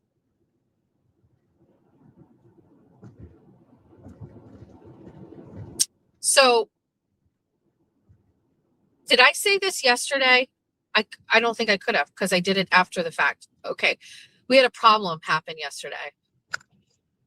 So, remember one of my shows, I said that I chew plastic? Okay. And some of the besties were concerned because they said that means I have, well, somebody said I have pica, but like somebody said that means I have low something. Okay. And so a bestie sent me, I believe, is it magnesium? Am I correct? It's magnesium. So the bestie sent me via Amazon magnesium gummies. Okay. So this car just crossed the yellow line and it makes me anxious. Okay, they passed me. So am I correct that do not send me plastic things to chew on, RBB? Okay, so I think it was magnesium. So they send me these magnesium gummies. So yesterday, I think it's magnesium. I don't think it's iron. I don't know. I think it's magnesium. Somebody sends me these gummies and they were on the table where I do the podcast. And yesterday I went in there and I was cleaning things off and getting things organized and ready because don't worry about magnesium I take. I will not be taking this. And I love the bestie who sent it to me, but please let me tell the story. Listen, I'm getting ready because the bookshelf that Georgia and I built that we never really got to use, that we bought to go behind Erin, then our show, we never went back to the studio. That is coming to the house this week on Saturday. And so I'm cleaning everything. There wasn't much to clean. I'm organizing and I'm kind of getting an idea of what's going to go on the bookshelf. And so I'm putting all the things together that all the besties gave me. And I have a shelf thing that I'm putting all of the things on. And we might switch things out. Like, who knows? But I pick up this thing of magnesium and I was like, now listen, a gummy with a little bit of what looks like a little sugar thing on the outside, that looks like enticing. That job well done to the marketing team for vitamins. They make them look like you want to eat them, right? So I hadn't opened it. It was sealed in plastic. I open it. I open the top. And then I poke through the seal and I look inside and they're like a dark purplish red with some sort of like sugary thing looking on the outside or whatever. And I'm like, I'm not going to eat this, but I'm just going to smell it. And I smelled it. They look like edibles. I smelled it. These magnesium gummies. Problem. It smelled like rotting fish. I'm not kidding you. Something chemically changed inside of me where I could not get the smell of this fish stuff out of my nose it's still there. Just so you know, it's still there. Okay. So, oh my God. Not one fucking parking space is available in this place right now. What the fuck? Are there people I know here? Because I can't go in here dressed like a blob of meat. I can't believe how many, what the fuck? You know what's happening? Everything is 99 cents. Everybody's going in and just loading their carriages with shit. What the fuck? This was unexpected. Okay, hold on. So it smelled like fish. It burned into my fucking brain. It smelled so bad. And I can't get the smell out of my nose, okay? And so last night I'm sitting on the couch and I'm saying to Jeff, I can't get rid of this smell in my nose. And he's just like, what smell? And I explained it to him. He's like, they're not in front of you. Did you touch them? And I said, no. And he's like, okay, so then how can you still be smelling it? And I was like, I don't know. I don't fucking know, but I can still smell it. Everything smells bad. Melissa Hendricks, text me your address and I will send them to you. And so I couldn't get rid of it. So here I am on a deep, dark fucking dive, asking WebMD and Google if I can overdose on magnesium gummies if I don't even eat them, if I just smell them. And believe me, I had to tweak this question into the internet many times because if you take too much magnesium, that can be bad for you. Okay. But I didn't even take them. I didn't even touch them. I just smelled them. And I thought that perhaps I was smelling magnesium in its rawest form. And that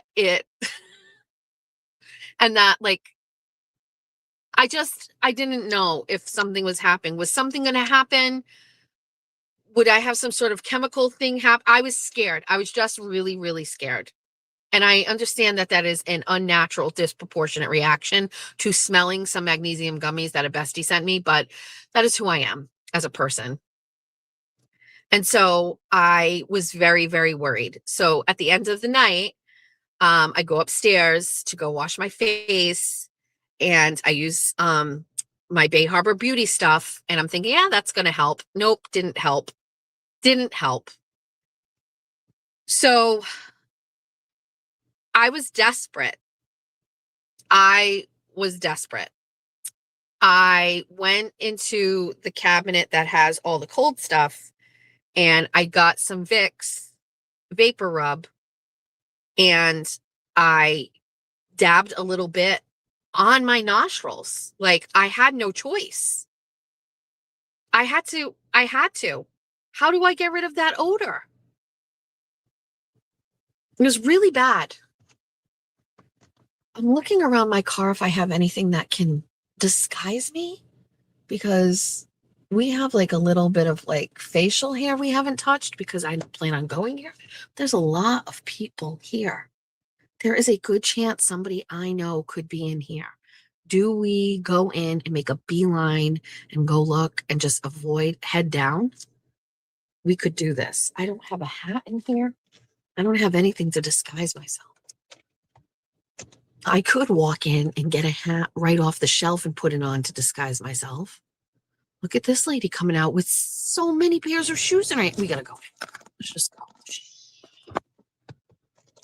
I look like a slob. And we're doing this at a place that doesn't even normally have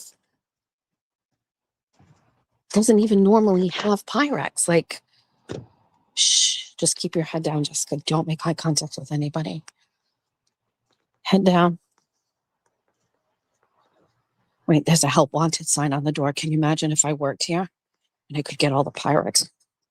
I could get all the Pyrex from the back room before. Oh my God. Wait.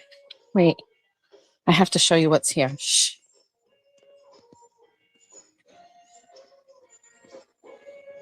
Shh. Just keep your head down. Don't talk to me. Head down.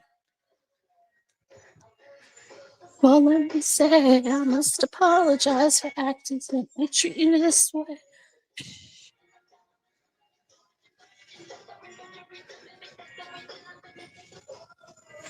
If I could escape my own. Shh. Okay, we made it over here. But what you don't understand is it's separated my colors. Like everything is just thrown by colors. This is the red section. Like, I don't know if you understand what I'm dealing with here.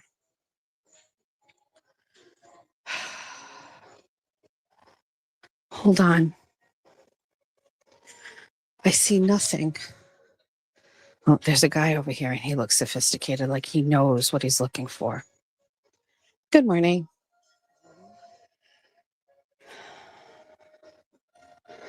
Oh my God, absolutely nothing.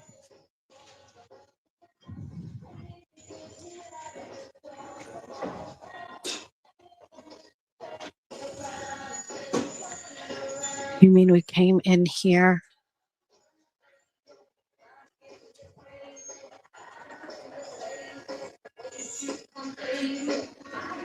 Not one bowl, not one Pyrex looking anything. Do they keep it in a separate section? Oh, this is traumatic. Wow, this is so sad. Why did it have to be this way? I mean, literally not one thing that even resembles. What a fucking critical error. I need to think things over.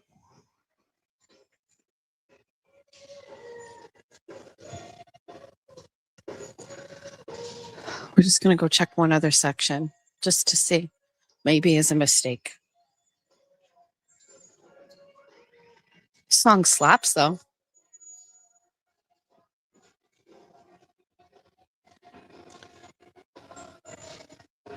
We're just going to wait. I do like this lamp.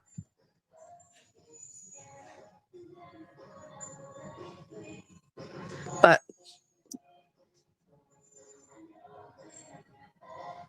I don't like the shade. How much is this? How much are you? $20. Get the fuck out of here. Absolutely not. Learn how to price your shit.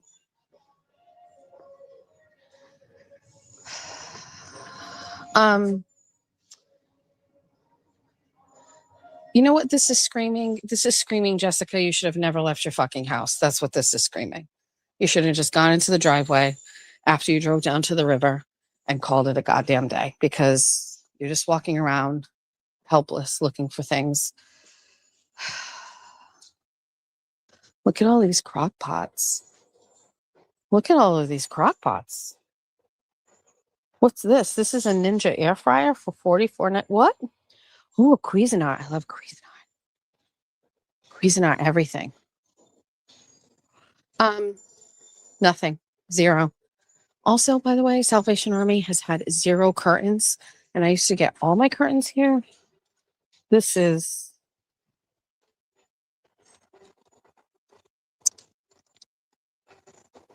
just fabric. No, we don't want. Also, everything smells like magnesium. Okay, everybody. Great. We did it. Tommy. Oh, that's cute. Also, oh, that's cute. So I can't be here right now. Can't be here.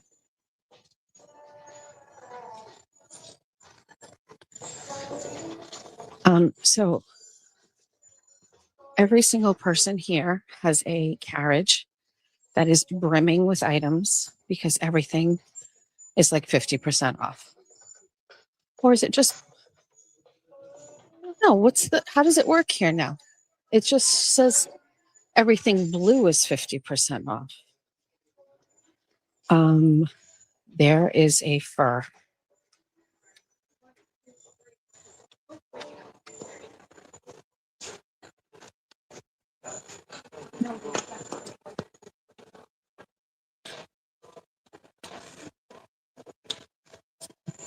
Hold on. Stand by.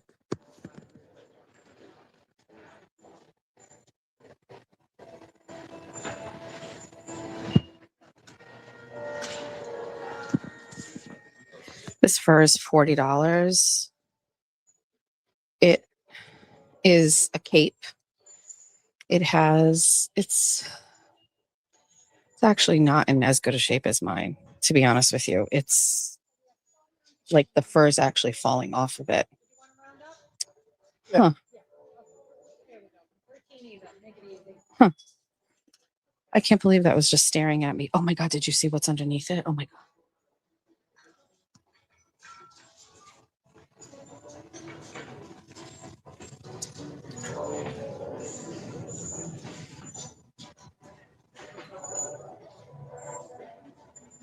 Daniel, is that you? Somebody better give this child a home. What is this, an adoption agency? Okay. All right, we gotta go. We gotta come back.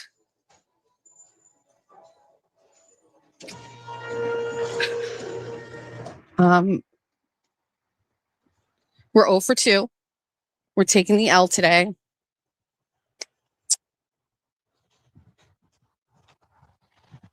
Head down when we're walking outside. Head down.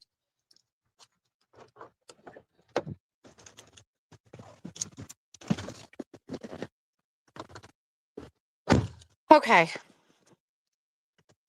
We're going home. We're going home. We're done. That fur was not in good shape. It has not been taken care of. Hold on. It just has not been taken care of. Like when you touched it, it was very brittle. I don't want anything to do with that.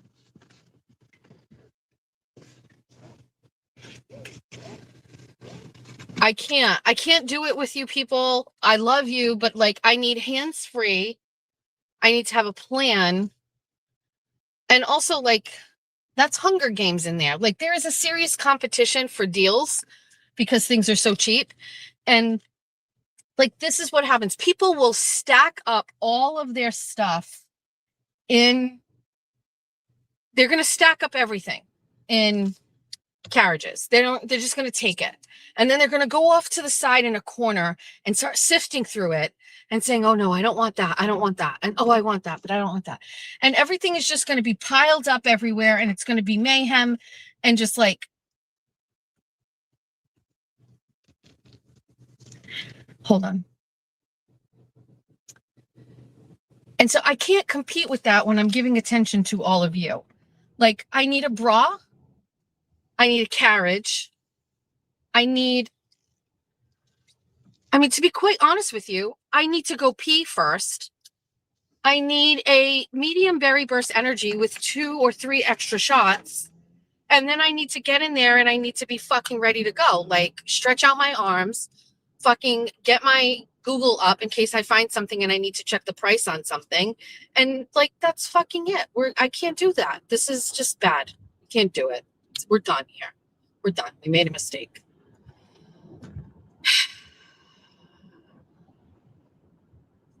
Did you just tell me to get a headset?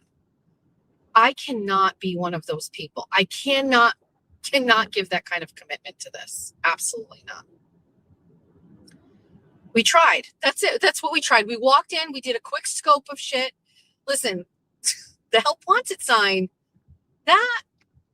that enticed me. That means I could go work there, but I would want to work in the back. I want to work in the shipping area. I want to work where the things come in.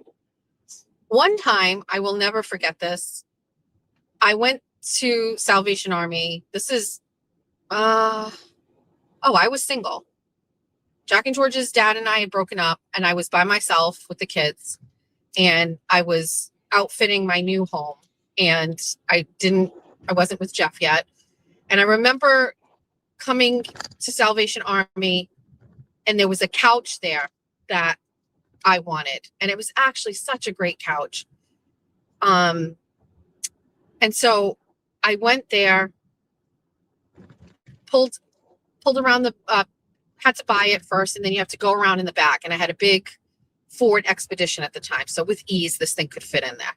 And so you go around the back to go pick it up. And this also happens to be the place where you do drop-offs. And there was a woman who had a big pickup truck, and she was dropping off, I mean, like an exquisite outdoor patio set. Table, chairs, cushions. It was like a metal, it was gorgeous. And I wanted it so badly.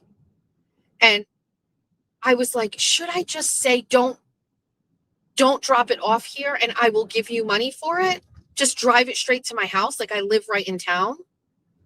And I was so embarrassed to ask. I didn't ask.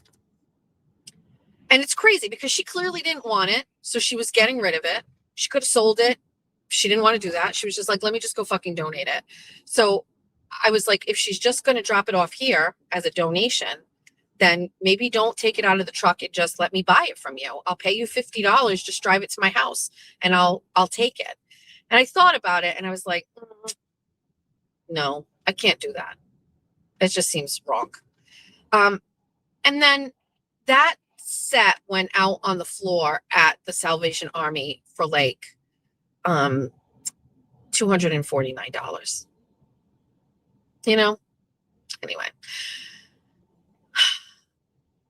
One time at band camp, we went to this place called the Toy Vault in Dartmouth Mall with Jack. And they have like old video games and things. It's not the best place, but they have some things. Anyway, Jack was going there looking for Christmas stuff. This was a couple years ago, post-COVID, but a couple of years ago. And we went in and there was a guy that went in while we were in there, and he had a box and he had an old Nintendo NES system with the Duck Hunt gun. And he walked in and he was right in front of us, said to the guys, like, look, I'm looking to sell this or whatever. And Jack was watching the whole thing happen. And the place wanted to give the guy, like, I don't know the numbers. Jack would know the numbers, but clearly not what the guy thought it was valued at. And the guy was basically saying, well, we gotta sell it. You know what I mean? Like, we'll take it from you, but there's no guarantee we would sell it. And Jack was basically like, I'll fucking buy it. So the guy took the box and he walked out and he's like, I don't know, I'm going to go call my whatever. He said he walked out and Jack was like, I'm going to go offer him money for it. And so I was like, well, I don't know if you should get involved in that deal. Like, are you poaching the place and blah, blah, blah, blah, blah. And Jack didn't care. He was like, I want it. I'll pay. I think he paid $75. I think the guy wanted like 100 or whatever. And the place was offering him 50. Stupid. So Jack was like, I'm just going to offer him money. And so Jack walked right over to him. I mean, so Jack is 20 now. So he's probably 15. Just walked right. Well, he's older than that, I guess. Yeah. He walked right over to him and he was like, hey man, I'll give you cash for that right now. And we had already seen that it worked and all this shit. And so Jack just fucking paid the guy right in the fucking mall, right outside the store, and just gave him the money. And the inside people were looking at us, and I got a feeling we can't go there ever again.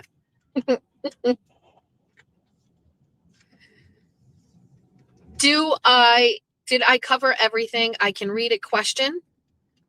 So I can answer a question. I can read a question, but we're almost home. So today we have Bunny After Dark at 8:15. For anybody that's asking or interested, I sent that email to Timothy Bradle yesterday and did not receive a response. So I am blacklisted. I take it. Maybe he's busy and he didn't have a chance, or maybe they're talking it out or whatever. But if you were here yesterday, I told you that the night before yesterday, so Monday night, I sent an email to Kelsey Fitzsimmons' attorney, Timothy Bradle, and said, listen, here are some questions for Kelsey. If she's interested in answering them, I would like to do an interview with her. That's what I sent, Java Time. I sent an email to him and saying, Obviously I was going to cover this before. I had a falling out with Tina and Courtney. Courtney is obviously still the paralegal on this case. Courtney is pretty critical to the case because I know she's, very close to Kelsey now and keeping her in good spirits when she was in jail. But put all that aside, I still feel like, it deserves coverage. I haven't seen any interviews with Kelsey. After I've talked about it, who knows? Somebody may go and do it themselves now. Fucking law girls, not attorneys, is going to go and fucking shoot their shot. But Tim Bradle did not respond, unfortunately. I don't know if he's responded since this morning. I checked my email at like 6:30, but I didn't get a response. So little bummed out about that, but that's what happens when you burn bridges. Some of them cannot be mended, and I will have to take the L for that, unfortunately. I will still be going to the courthouse. I will cover every one of Kelsey's hearings. Yes. I will be covering Aiden's on the 23rd. I will be covering Kelsey's. I'm going to be covering Adam Gauthier. He is the local guy who killed a family drunk on Christmas 2 years ago. That's going to be in Fall River. It's going to be at courthouse where TT is. So I'll be able to visit TT every day while I'm covering that trial. Kevin Reddington is Adam Gauthier's attorney on that case. So I think that is also got some appeal. I am also, I believe there was one today. It was a Zoom. So the Lindsay Clancy case, I am going to be covering that. I spoke about that case when I was working for Howie Carr. I also belong to a woman's group on Facebook about the Clancy case where there were a lot of people talking about the postpartum situation. Lindsay Clancy is the woman who strangled her 3 children, and then she jumped out of a window while her husband went to pick up dinner. I think the recent motion that was going to be on the table for today, or was yesterday, maybe this happened, maybe I've got it off. I'm off by a day. I thought there was going to be a Zoom hearing today, but basically she's being held, I think, at Bridgewater State Hospital, if I'm correct, and she has to be present in the courtroom for trial. And the question on this is, how can she be transported? Will she be transported in a van, in a wheelchair, or will she be transported by ambulance? But I don't know if they made a decision on that. I know that there was some discussion about moving that out of that district and moving it to Boston, and that got denied. To me, I think the Karen Reed case has set the precedent on moving. There was no more of a public interest in the Karen Reed case in round 2, and it was still kept in Norfolk. So to me, if that one wasn't moved, of all cases, then I don't know how you're going to move something like that. Certainly an interesting case, but it doesn't have the notoriety that the Karen Reed case has. But I'm very interested in that case. I suffered from a very brief spout of postpartum depression after Jack was born. That was a very difficult time for me. And I'm fascinated with the postpartum piece to these cases, including Kelsey's case, where there really is some sort of, stigma surrounding postpartum depression and discussing it. And, I think really honestly, with everything involving women's health and women's hormones, there's no chatting about it. Nobody wants to fucking talk about it. And it's crazy to me.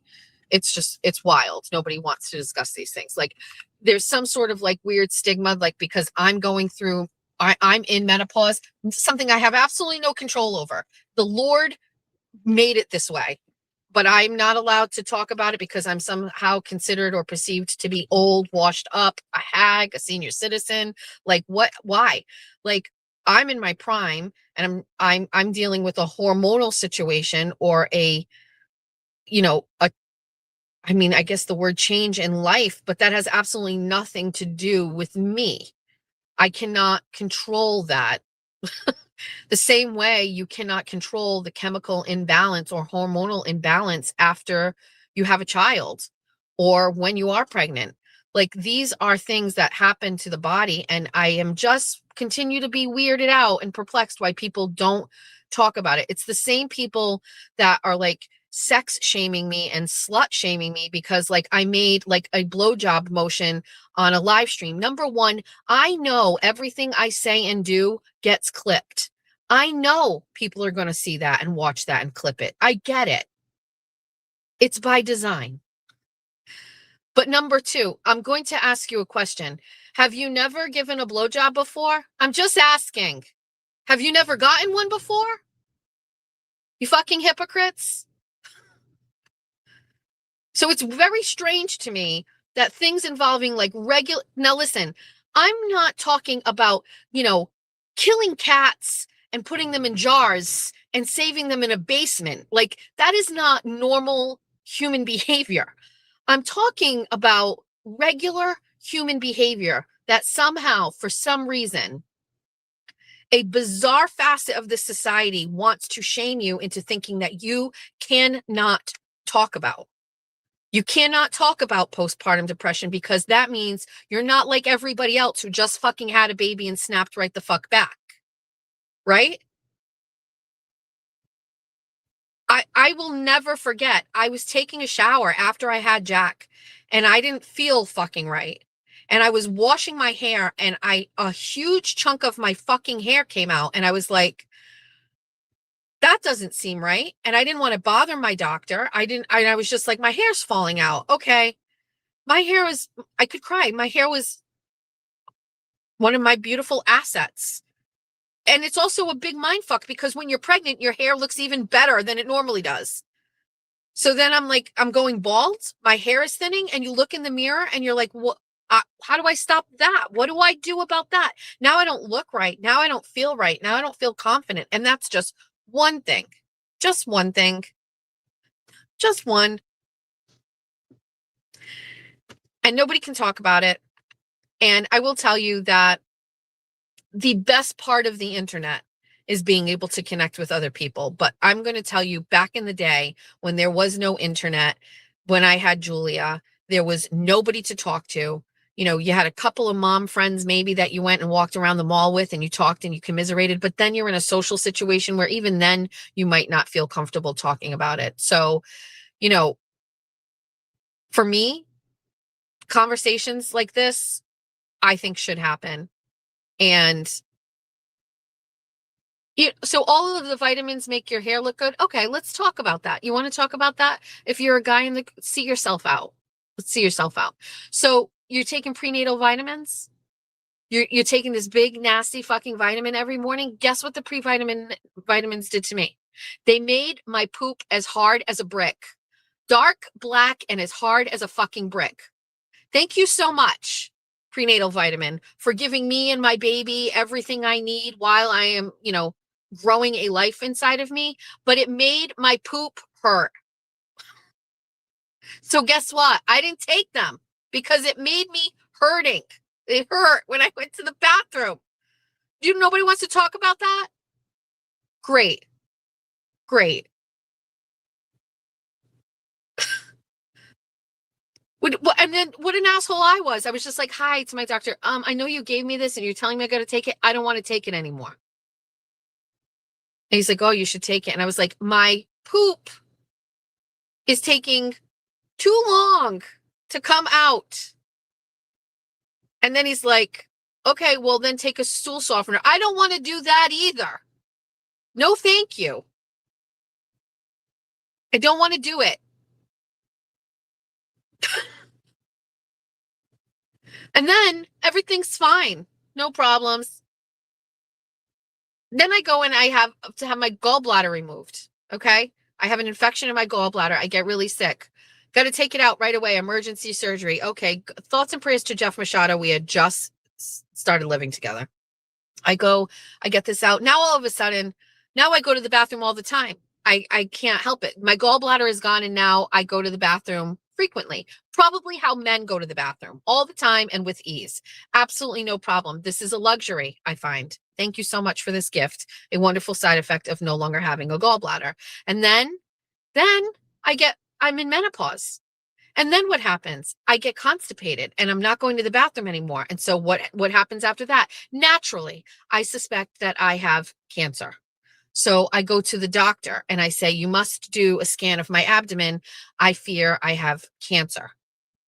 And my doctor is like, why? I am no longer going to the bathroom the same. I used to go to the bathroom a couple of times a day. Everything is completely different now. Now it is taking time. And I read that a symptom and early sign of colon cancer is that changes in bowel movements. And so I have cancer. And so my doctor is like, okay, Jessica, you don't have cancer, but let's do all of the things. And then I'm constipated. So my doctor says, just eat more fiber. This will go away on its own. You're okay. You're not going to die. And I was like, okay, thank you. I go to the store and I buy fiber gummies because I am an adult now and I am in menopause and I am going to have a fiber supplement and I am going to eat these every day and I am going to keep things moving while my body adjusts to this change in my hormones because I don't have cancer. I am just in menopause. And so I get the gummies. Now, unlike the magnesium gummies, these are tasty. These are tasty. They are orange flavored. They are yummy. They are sweet. And so I am eating them like candy. So great. Easy. I am never going to have problems. Don't worry about it. And then all of a sudden, after a couple of days, I have severe abdominal pain. The cancer is back and I have to go to the doctor and something is definitely wrong. Not once did I ever think it was the gummies. I thought the gummies have fixed what is happening. And so I'm okay, but now there is something else that is happening. And so I'm in trouble. And so I go to the doctor and it turns out that will constipate you unless you're drinking like a bottle of water with every single one of those gummies. And so I threw the gummies away. I don't eat those anymore. And that is why, Nan, I go to Society every day because I don't know what they put in this liquid fucking beverage that I get, but it keeps my whole system going and running and everything is fine. There is no constipation. There is no diarrhea. It keeps my tum-tum okay. And so it is a $7 investment into a good working tummy for me. I am sorry, Daniel. But to be very honest with you, that is the reason why we do this. Okay? So leave me the fuck alone. Yeah, Nan. I know your tummy's weird. You have like some sort of sleeve action going on in there. But like, please just leave me the fuck alone, Nan, okay? Like, I pay for this because it keeps my stomach feeling better. I'm going to end this live and I'm telling you, I'm going to go to the bathroom and everything's going to be normal. So fuck off, Nan. And also, why can't we talk about that either? The minute you go into menopause, that is a huge sign that you don't go to the bathroom the same. My hair is brittle. My face looks weird. Everything is terrible. I have to work really hard to feel even just a little bit normal in menopause. And I'm not even in perimenopause, which is also going to send you over the edge. I'm in straight ass fucking menopause. Like, it's terrible. I don't even know how to explain it. It sucks. And I didn't do this. Like, it's not even like a bad life choice. Like, it just fucking happens. Sorry. It's not fair.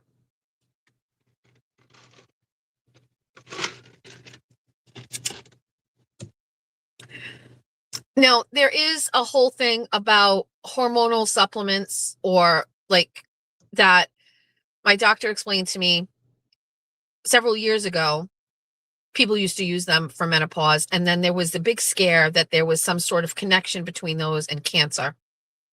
And so they backed off of recommending that. My doctor said that they've done more testing and that has changed. And so there is some sort of like hormone replacement therapy that is now kind of getting back into it. I will be honest with you, I most likely will not partake in that. It doesn't matter if it shows up on my Instagram feed and like someone famous is talking about it, which has happened lately. I just don't think I will take it. I don't think I will. I don't like putting anything into my body like that. Hormones, things like that. I just don't like it. We're raw dogging life and we're raw dogging menopause. Your mom got breast cancer from hormone replacement therapy. That's the issue. You know what I mean? How do you fix menopausal hair? You can't. My hair is just bizarre. Doesn't feel the same. I don't know what to tell you. I don't know. I'm seeing some people in the chat do take it, and that's okay. Like, you must understand, like, I'm anti like medication overall, like, except for like my 2 ibuprofen every day, but like, you know, and I'm joking, it's not every day, but it's most days. But like, I have a problem with anything artificial going into my body. I think it's weird. It's not weird, it's just my life. I don't know. Now, that's not to say like that I don't appreciate modern medicine. You know what I mean? Like, again, like I had endometriosis and my doctor was like, I can put you on Lupron and that will lessen the pain you have every month. And I was like, no, I would rather just have the surgery and remove the endometriosis. So I appreciate modern medicine. I appreciate surgery. I appreciate skilled doctors, all of those things. But like hormone replacements and things like that scare me. Like, you know, I took a birth control pill, you know, for a very brief time in my life. And I felt like something was wrong with my body when I was on it, you know? So unfortunately, that requires very serious conversations with my daughters about sex, because I did not recommend birth control pills for them either, you know? And I think it's the easy way out for a lot of people, and I'm not dissing anybody on it. But unfortunately, I just don't feel like it's appropriate to pump 16, 17, 18, 19-year-old girls with birth control pills. I don't know. I didn't. And so I just don't think it's my choice. Anyway, these are things nobody likes to talk about or don't want to talk about. I just love that, like, the blowjob video, like, like, the people mocking me for that have given blowjobs. Like, you know what I mean? And they have, or have gotten blowjobs, right? I hope that for you. I wish that for you. You know what I mean? So like, why? Like, we live in 2026 where the pride flag, which represents who people choose to fuck, is all over the place, hanging at town halls and municipal buildings. That represents, the pride flags represent same-sex unions, which include fucking. And so the flag means I like to fuck people of the same sex. You don't have a flag, but that just means you like to fuck people of the different sex. I like to fuck people of the same sex. So my rainbow flag shows you that that's who I like to fuck. Okay. Okay. So that is okay. And that is acceptable. Like, my son graduating middle school at Somerset Middle School gets a gift bag from the school to go on to the high school. And inside of that bag was a rainbow flag, right? So my son, who is going to be a freshman in high school, gets a bag with a rainbow flag in it that basically affirms, if you would like to fuck somebody of the same sex, we support that here, right? But I can't say, but I can't simulate a blowjob, a sex act. I can't. Why? Why? I don't get it. What is the issue here? People's sex lives are a major part of our every fucking day life. I'm going to tell you something. On any given day, there is a commercial for HIV medication on TV. Okay. And that That is a sexually transmitted disease. It is a commercial that comes on a regular TV station where I could have a 10-year-old sitting on the side of me watching TV, and there's a commercial for an ad for a medication to help people who have AIDS. You get AIDS in 2026 from fucking people. So why can't I simulate a blowjob or talk about blowjobs on a show when we are watching a commercial that will give you a medication if you somehow contracted a sexually transmitted disease from a sex act? Also, can I say something? Hot take. Why in the AIDS war did we get to keep Magic Johnson but lose the lead singer of Queen? Do you know what I mean? Like, how I feel like we lost on that one. And I can't say his last name, Freddie, you know, whatever, because I can't say that word. Mercury. I can't say that word. But like, I feel like the world lost out. Okay. Like, Magic Johnson's here and that's fine. But like, he's not playing basketball forever. Just hear me out. Freddie could still be singing and making songs. Like, we lost in the AIDS war, okay? Like, I mean, I would have kept both of them. I would have been happy to keep both of them, but stop it. You can get it through blood transfusions. Today, what is the percent or what is the chance of getting AIDS through a blood transfusion in 2026? Get me the fucking data. Don't come at me in my chat. That's not true and you know it.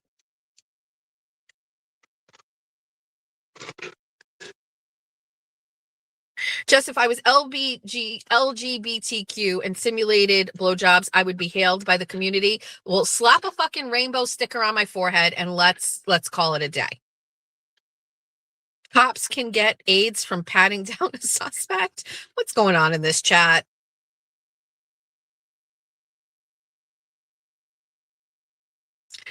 IV drug users, sure. Somebody say you can get it from the toilet. Here we fucking go. I mean, I think all the time about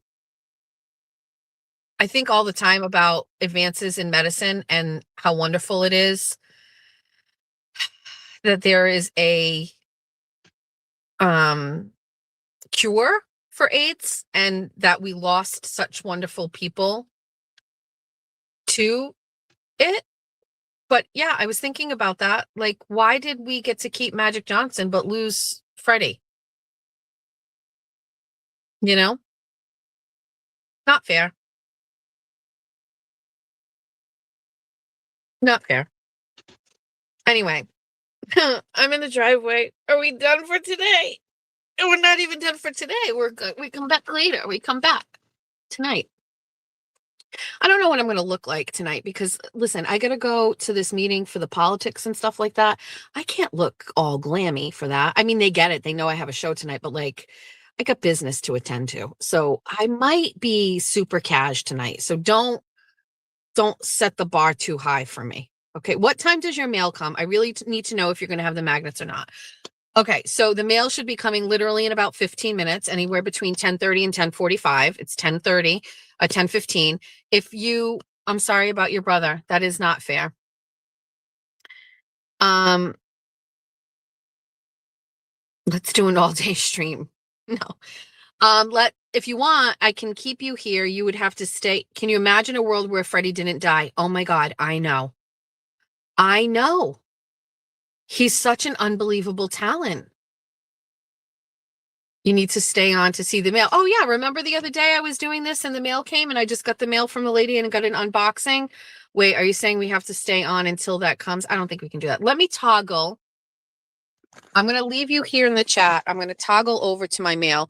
Do you know that if you want to, you can sign up to get an alert from the post office every morning about what mail you're getting that day? So you sign up for it. And when your mail gets scanned into a system early in the morning, wherever they do it, in the magic place where the mail happens, and it gets scanned in. So every morning around 7:05, I don't know what time. Every morning I get an email and it's a picture of literally everything that's coming in my mail today. The only problem is packages don't show pictures. It just shows just stay here. I'm going to look and see. Stay here.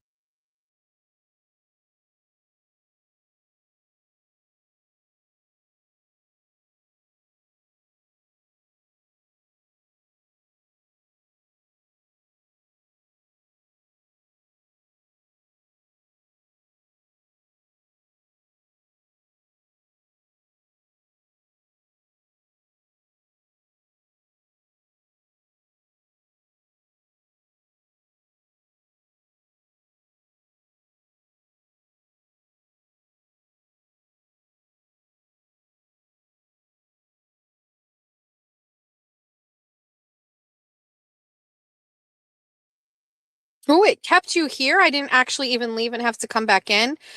Um, they're arriving Saturday. So I was just going to say I have no packages arriving today, but there is a package arriving Friday and there is one arriving on Saturday. So we don't have it. And we won't have it probably for the Saturday show. It's okay because really it needs to happen on a Wednesday. That's where we do the Horizon social chart. I like seeing what I'm getting in the mail in case there is a subpoena coming. I've done it for a while. I always get to see what's coming in the mail. Today, just so you know what's coming in my mail, it looks like another credit card offer from my son, a business offer for a credit card for me with the bank where I currently have my business account. So I don't know what that's involving. A Victoria's Secret mailer, and guess who's on the cover of it? Hailey Bieber. And a Dunkin' Donuts coupon. I love seeing what's coming. Informed delivery. That's what it's called. Thank you, GS Nanny. Okay. So it's not coming today, so we don't have to stay. It's raining. Did we discuss Nan? I have to say, listen, we discussed Naniel because she's going on some sort of a show about financial literacy. Chain hair is relentless.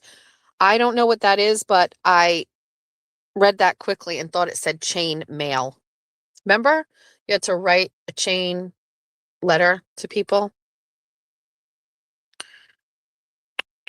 Can we fast forward to Bunny After Dark? It is tonight.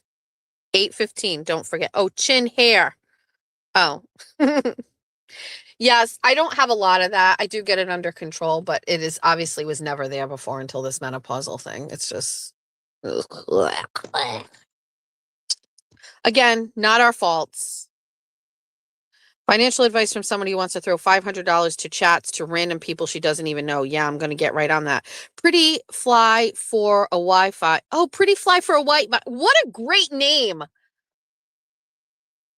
Read my super chats. I can't. Can someone read them for me?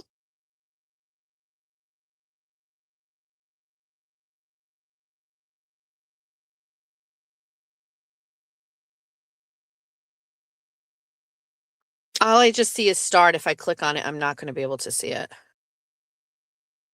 It's 10:18. We've got to go.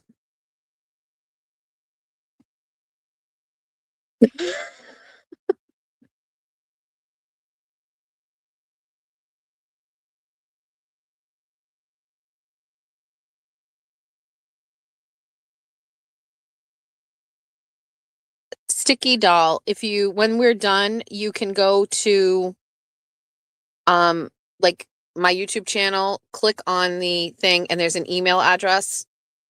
You can send me an email and I will send it to you. Also, my phone number is somewhere in this chat and you'll be able to see it and you can text me and I will give it to you. I'm not going to post it here.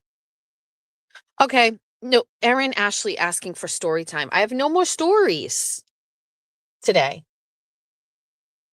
I don't have any more stories. I didn't get the iPad yet. Still taking dress suggestions. Yes.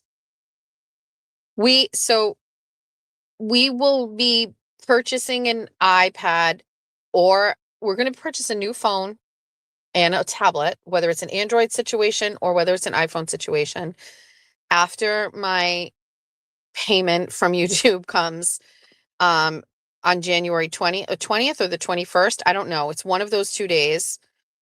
20th, 21st.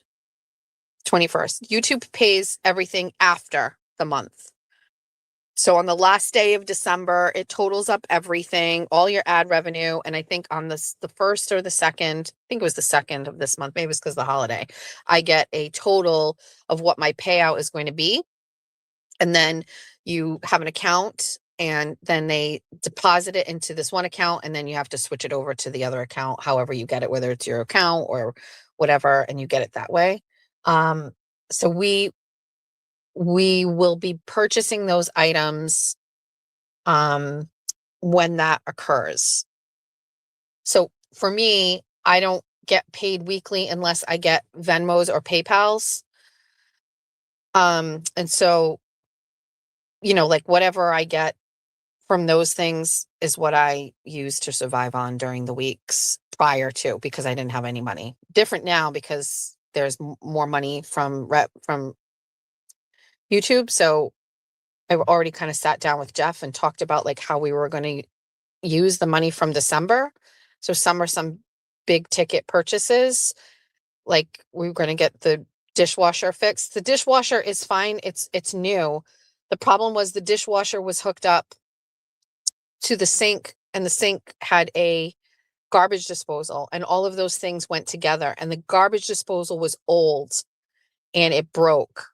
And so I had to remove the garbage disposal and I could not reconnect like the drain of the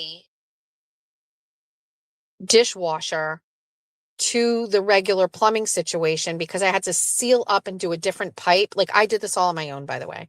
I was very proud of it, but I could not figure it out. So I unplugged the dishwasher, disconnected the hose, and we just haven't used it. But I would like to pay a plumber to come in and redo the plumbing underneath the sink, hook up my dishwasher, put a new bottom on the sink situation, and then call it a day. And that's a very important thing that I need to do for quality of life for my household. And the house is very old. And so when I did this whole thing, I picked up the bottom of the cabinet underneath. And so now you literally see like my rafters from my basement in a couple of areas, just because it was old to begin with. You know what I mean? It was just one of those things that, anyway, I don't know what that's going to cost. I originally got someone who told me it was going to be like $600 to come in and do the whole job. And so like, those are one of the things where I was just like, that's one of the things Jeffrey would like done. I would also like done.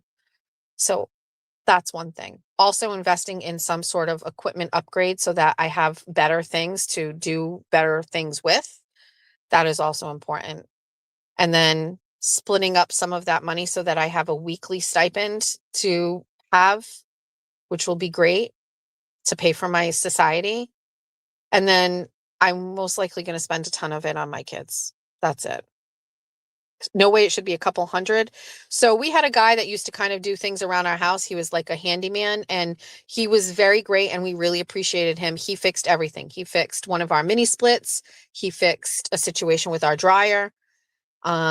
He did another electrical thing. And so we always went by what he said. So that's what he told me, between $600 and $1,000. That was always just kind of sitting there. So anyway,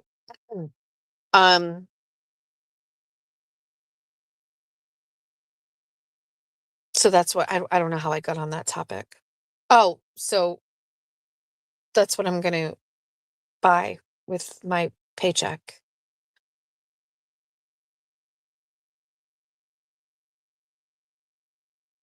It's pouring, so I don't want to get out of the car. Cost you $600 for your washer installation. Yeah, I think that's what it is. It's going to be one of the first things. Thank you.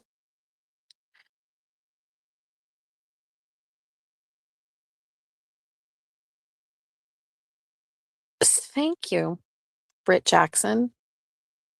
Somebody was like making fun of me yesterday on the internet.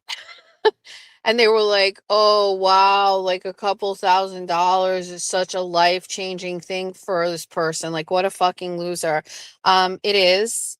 It is very life-changing. Two, it is more than that. And three, it's basically a baseline that we want to continue with. Like, if we can stick with that every month, golden, golden. If I can stick with that every month, I'll go get my fucking teeth fixed and then you can't make fun of them anymore. Get me the fucking Miley Cyrus veneers ASAP, okay? If I make that kind of money every single solitary month, I will just eradicate all of the things that you make fun of me. I would never. I will just go on trips with you and we'll just get in the car one morning, drop Georgia off at school, and we're just going to drive down to Atlantic City. That's what I'm going to use my money for. We're just going to do more shit together. You spent a good part of the day yesterday cussing out several of your haters. Don't do that. You don't have to do that. I don't even do that. Sometimes I do it. Like, sometimes, what's that account? The Marla account or whatever. Sometimes I do, but like at this point, it's so excessive what they do. It's kind of like comical. Like, there is a person that is listening to this right now, Marla, or whatever your account is, or whoever you are. There is a person that is currently sitting somewhere. I don't know where you are. Are you in bed? Are you in a car? Are you at your kitchen table? Do you have earbuds in? Are you taking this around with you as you go and do things? Like, whatever, right? Like, this is for you. So the person behind that account, hi, I know you're watching this right now. If you're on your phone, you get to see my face. And as I talk, my face throbs. And you are listening to me. And there's something inside of you that when I talk about things that make me happy and make me proud, or even when I'm self-deprecating, there's something that's happening inside your brain right now where it's making you angry. And you're going to toggle off from this, or maybe you're already doing other things on the internet, but stop what you're doing and go over to your account on X. And I want you to post this. Post about me on how on January 21st, I'm going to get a $10,000 payout from YouTube and I'm going to go and get my dishwasher fixed. I want you to go and tweet that. And then when we're done, I would like you to screen grab me saying this. Okay? I want you to get very angry and upset about me just for 1 month being successful. And there's nothing you can do about it. There's nothing you can do about that. I'm still going to do this. I'm still going to talk. I'm still going to make fun of myself. I'm still going to talk about my family. I'm still going to talk about my exes. I'm still going to talk about my husband, Jeff, who's not your husband. I'm still going to do a bunch of stuff wrong. I'm still going to be fat. I'm still going to do all of these things. And there is absolutely nothing you can fucking do about it. You can post on the internet every single solitary day. You can take the best screen grab of my fucking lives, of my 17 chins. You can do all of that. And every single day you have to wake up knowing that you can't stop it. Okay. All right. That's for you. Go enjoy that. Go share that. Go clip it. Go do something with it. I don't know what you want to do, but go ahead. Go have fun. Jeff is all our husbands now. I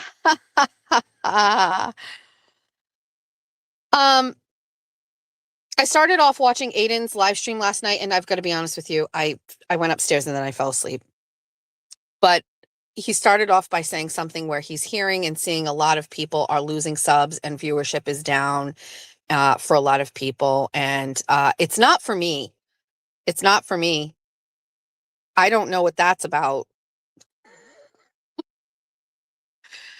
I don't know what that's all about. No idea. But that's not for me. For me, it's getting better. It's getting more fun. It's getting more people.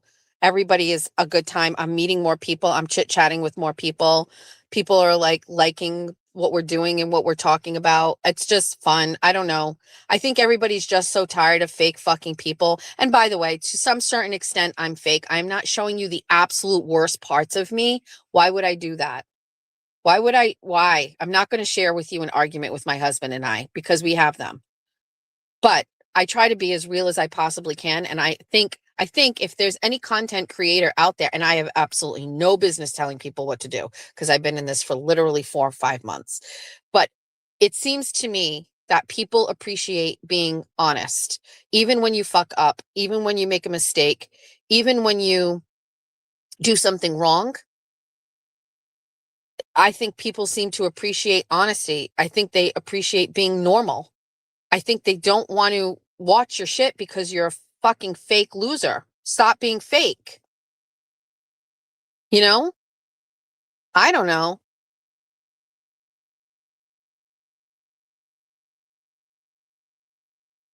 It's so cutthroat these days. There's only so many views. That's why, like, you know what I mean? Like, I never felt like Brian appreciated the viewers. Like, thank you. Smash that. Like, fuck, you guys literally finance like my life. Like, how can I not be obsessively grateful for all of you? How can I not like show that appreciation? How can I not do that? Like, I'm so appreciative of it. We just had a whole fucking crying session yesterday over it. Like, I, to me, there's a level of just like using that's going on out here. You know what I mean? And like, that's why, like, you can't touch Aiden with this shit either, because he is also super real, super authentic. He overshares. He shows his vulnerability. He's getting better with apologizing for when he fucks up. But I mean, he's real. That is why people return time and time again, because they appreciate the honesty and the realness. And sometimes maybe there isn't honesty in some situations, but whatever. But like, he's put it all out on the line, you know, and like, how can you turn away from that? How can you disconnect from that? You know, where's the realness in what Brian LTL does every time he turns on the camera? It's fake shit. That's why nobody fucking stays. Nobody watches.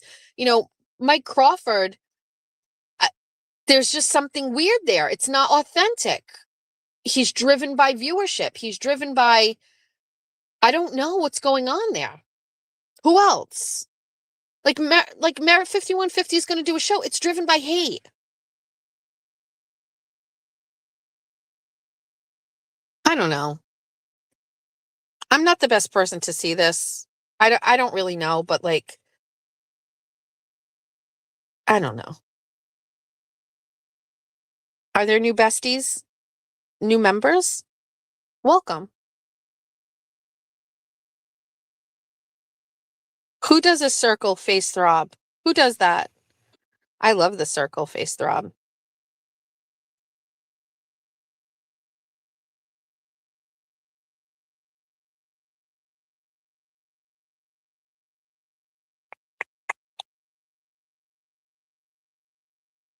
Mike did? Oh my God.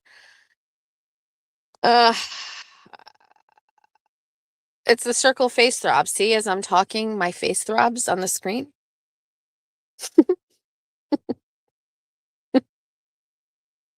I just do it in the mornings because I just want to be comfortable and relax. And I come from a radio background and we don't have faces on radio. So it allows you to be like a little bit more comfortable than when you have a camera in front of you. Although I think I'm using up a little bit. I used to touch my hair a lot when I used to start. That's just a side effect of being nervous and wanting to adjust or whatever. But I do that far less now because I'm more comfortable in front of the camera. Okay. I can't, Dr. Trey. I thought Dr. Trey 7, you were leaving. Are you back? Look at 3 hours. Here we fucking go again. I gotta get off.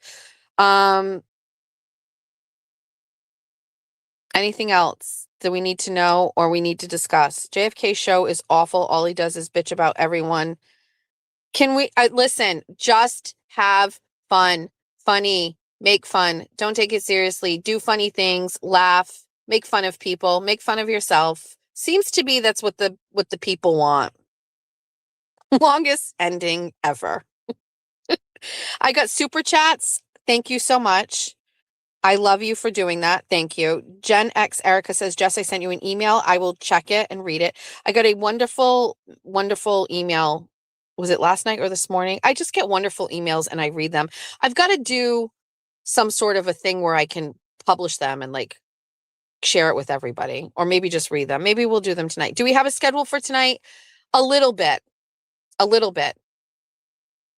We're not going to say. I think it's better to not say. I did talk about how I want to make sure there's a little bit more structure to the shows and things like that, but Bunny has to be a little fun or whatever. But I have a couple of things planned. Tristan Green is Tristan's not in the chat. That can't be true. That would be weird.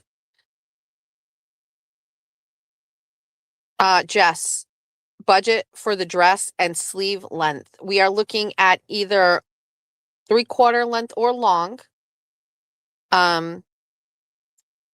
Navy blue, if we can. I have absolutely no idea what a budget for a dress would look like. I would venture to say like $500 or under. I know that sounds extravagant. I do. And you know me. Like I'll take a good cheap dress. It doesn't really like there's no. Does that sound too high? I don't 300 to 500. I'm only basing that on what like people have sent me and I've been looking at them. And I'm just going to say like there's no way Julia is going to let me wear a vintage dress to her wedding. So we have a budget that I must adhere to. And so yes. Is anyone interested in a group thrift weekend meet and greet? We might be able to do that. That's a good range for mother of the bride. I mean, that's outrageously ridiculous to me that I would spend that kind of money and never see it again, but never use it again.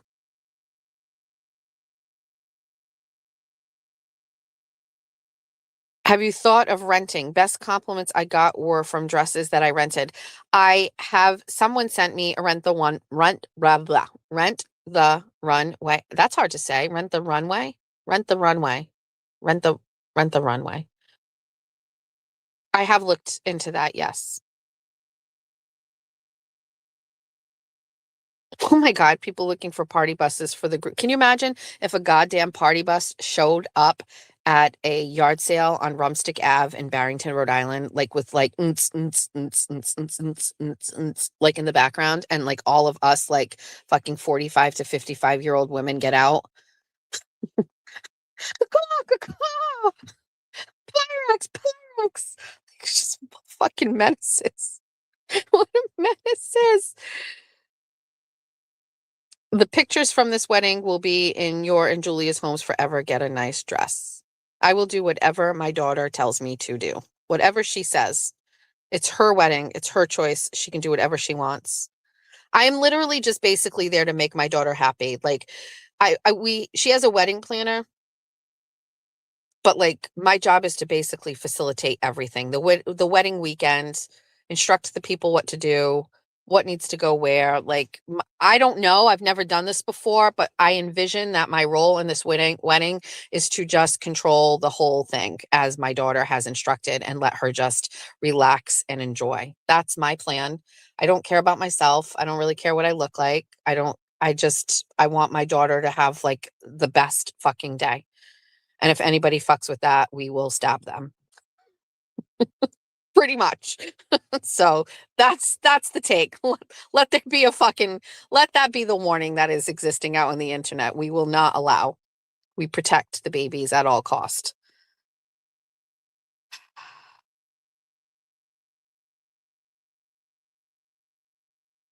Oh, Melanie Little does have a really great wardrobe.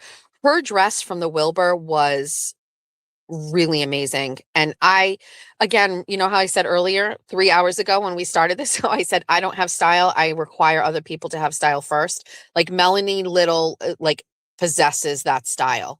So fun fact. So Melanie Little behind her, she has music posters, correct? Dave Matthews Band music posters. Those are screen print posters, if I'm correct. I may be wrong.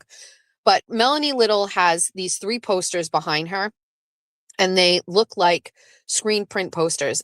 I collect those, okay? I don't have a lot of them, but I have some of them, okay? And they are screen prints, and they sell them at concerts. And then sometimes some of them make their ways, they used to make their way to Newbury Comics, and used to be able to walk in, and they're numbered by the artist. And if you found one, you could grab one and, you can buy it. Not too expensive. Going back 15, 20 years, you could walk into Newbury Comics and you could get one of those posters for $25, depending on the artist. And they change value based on the artist, based on their likability, based on death, the band breaking up, or whatever. And so Melanie Little has those 3, and her behind her looks so beautiful, so stylish. And I have posters like that, just so you know. And I could never have it in my brain to make it look just like that. Do you know what I mean? Like, that's style. Like, I don't have style. I have ideas, but I can very rarely take it from my brain and make it into real life. So I have a bunch of those posters, and I love them, but I could never make them look like that. I actually have same size looking ones and by the way, mine are all framed when I bought them. And then I had them all in rolls, like in paper rolls. I eventually went and got them professionally framed in like glass that would protect them from fading. And so I have mine framed, but Georgia has in her room, I have 2 Audioslave, which is the combination of Soundgarden and Rage Against the Machine, because it was Chris Cornell and then the band members from Rage. They made Audioslave, and I was a big Audioslave fan, still am. So I have 2 Audioslaves. I have a Kanye West, I have a Jack Johnson. Georgia currently has the 2 Audioslaves and the Kanye West hanging. I'm also a Brian Ferry fan. I know that's pretty niche, and I don't know if anybody likes Brian Ferry, but Roxy Music, Slave to Love, like Brian Ferry. I have a Brian Ferry one too. But Melanie Little has style. And then when she wore that dress, that navy blue, and it had like a little white collar coming out underneath, but with a little ruched on the side, I was obsessed. Meow,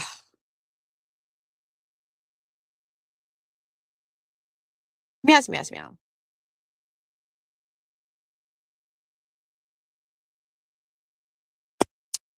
What's this say? Hold on. I just saw a big chunky comment. Young Black economist, ever heard of Kiwi Farms? They hear a bunch of boomer and Gen X moms are going in real life. They will start psyops on you guys. You really need to dial it back. Don't say you weren't warned. What does that mean? Can you explain that to me? I love Slave to Love. It's one of my favorites. What does that mean? The thing about psyops and things like that. What is that? Kiwi Farms is a disease to the internet. I don't know what they are. What's Kiwi Farms? What do they do?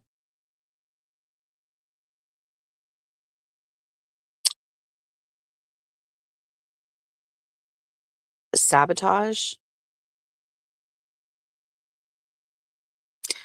Just means Kiwi goes at anyone doing well, waiting and hoping someone to fuck up in any way. Is that like a person? It's a group? Chatters keep talking. Like, I don't understand. What do they mean?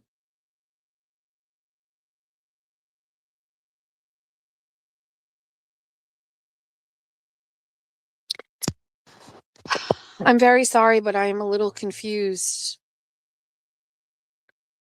They're kind of like 4chan. Like, are they local? Is this an internet thing?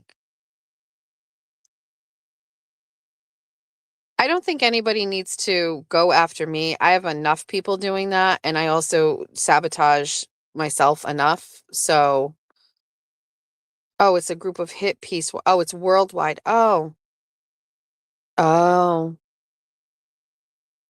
oh, they're Australians. Oh, oh,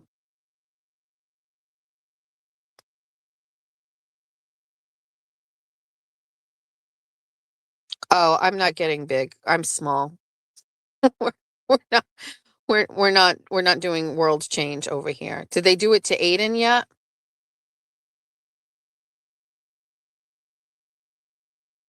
Like, did they go after Aiden? Nick Rika story and it will fall. They help take Nick Rika down and stay down. It's internet, I think. They get the receipts. I mean, Nick didn't help his cause. What did Nick do?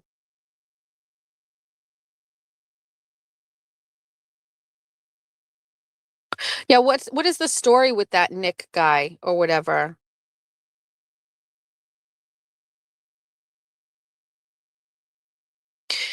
That guy Nick, somebody was saying like young black economist is a shit stir that goes into everyone's chats just to start shit. Please just ignore them. I can I say something about that? Like the verdict was out on young black economists because I thought like there was sometimes that they were saying decent things. Sometimes they say some harsh things, but I don't care about that. Like we can't block people like that. Hold on. Yes, I'm serious. Please stop chatters. Stop saying you're going to call people's jobs. We never said that.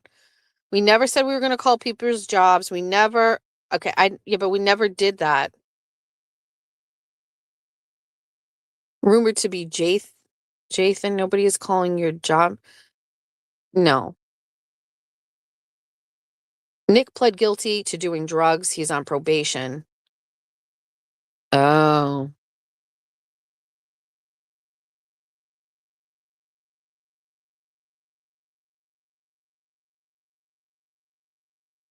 He was the most popular law tuber. He got a lot of money and kind of went off the rails.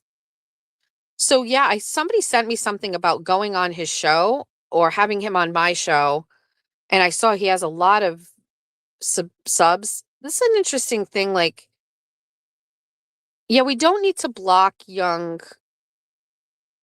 Yes, Auntie Deb interviewed Nick. We don't need to block young black economists. Oh, there are chatters doing it. Oh, I don't, yeah, no. See, like, I don't, young black economists, I don't know who that is. I can just tell you, like, nothing they've ever said has made me feel like I need to block them. I block, like, you don't, I mean, think we're old enough and we've been doing this a while where I can take a look at people in the chat that are here to just hide behind a fake profile and stir shit. Like, hit rock bottom and was able to come back. So Nick was a big law tuber. He hit rock bottom like by doing drugs and things like that. So he got big is what I'm reading. So he became a big YouTuber. He made a ton of money and then he was doing drugs. He hit rock bottom. People exposed him for that and he has been down bad since. Is that a good assessment of what was going on?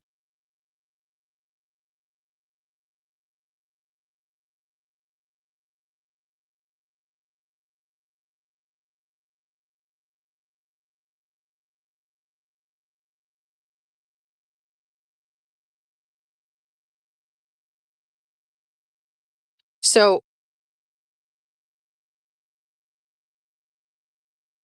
oh, there's more to it. Number one super chat receiver. He's hilarious. He did a lot of blow and people freaked and called the police. All right. So nothing for nothing, but it sounds like he deserved what happened temporarily. He's on a comeback. Okay. I love a good comeback story. I will like to say it out right now that in the event I ever make a serious living off of this, I will never do drugs. I think it's very obvious I'm a paranoid freak and I don't want to ever do anything bad like that. No, thank you. You heard the cocaine story. One of the girls from the courthouse offered me cocaine. What I did, I can't.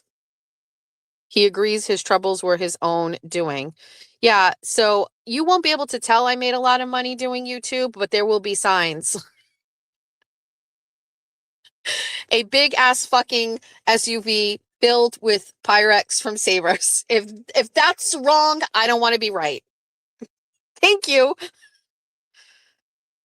Oh shit. What? Oh, his kid's hair tested positive for drugs. Fuck. Okay, Nick, you fucked up. Better fucking change your life ASAP. He takes responsibility. Okay. He helped everyone in LawTube, but then when he was down, oh, he's clean and sober now. Okay, perfect. He owns up to everything that happened. Okay. Yeah, but why did he do that to begin with? Why did he make those choices to begin with? When he started doing drugs, did he have kids?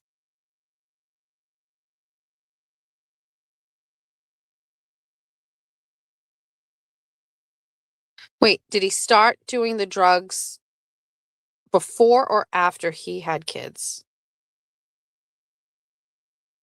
I'm sorry, did you say he has 7 kids?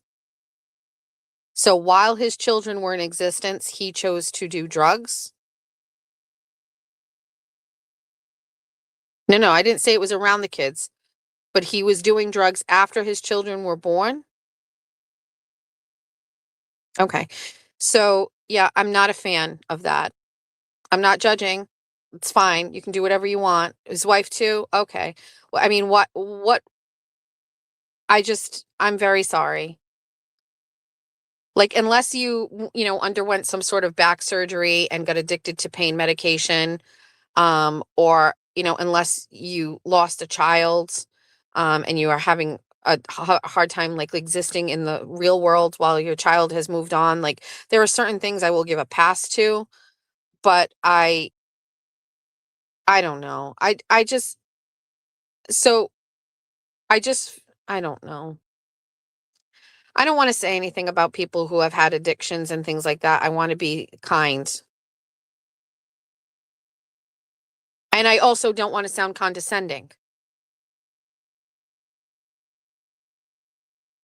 I just want to tell you that I'm 49 years old, and I know that if I touched a drug, that I have no idea how my body will react to that, but there is a chance that I could become addicted to that. And I have read, seen, and learned and heard of enough stories of what happens when you are an addict. And so I make a choice to never touch drugs ever for any type of thrill, escape from reality, or anything, because I know that there is a chance that bad things can happen. And I would never do that to my children, ever. Jeff's on his own. But for me, for my children, never. I could never. My children, I could never do that to my kids. And then prior to having my children, I really have a control issue. When you're on drugs, you're not in control. My brain isn't controlling my body or my thoughts or my life. It's like, what? I mean, it's why I don't really even drink a lot. Like, I, and I don't know, I don't want to be mean about that. I don't want to be condescending about that. It's just like, I don't know. I shouldn't say that I'm lucky that I like feel that way. It's discipline. It's not even discipline. It's there. Listen, everybody makes bad decisions in their life. There's rights and wrongs. There's things I've done. I've made mistakes. There's things that I should have never done. But like, I don't know. These are like big decisions in life that can lead to horrific things. And so I don't know. I don't know how I feel about it all.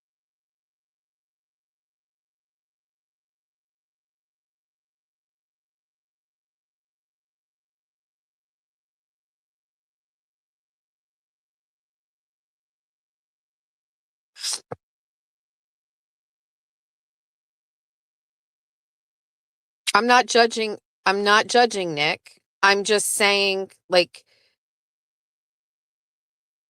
so this is a weird feeling that it comes out not even just like when I'm discussing things like this. I talked about this on the radio once or twice, but like in real life, I get a lot of pushback from people about stuff when I have a feeling about drugs. When I say stuff about drugs, people get mad at me for having that take. And I'm not judging people. I'm just saying that this is how I choose to live my life, and I wouldn't do it. And that's it. And does that mean that like, I wouldn't talk to a person or like celebrate their success? Of course not. That's great. But like, I don't, I don't know. I don't like to talk about it because I understand people will not like my opinion on this.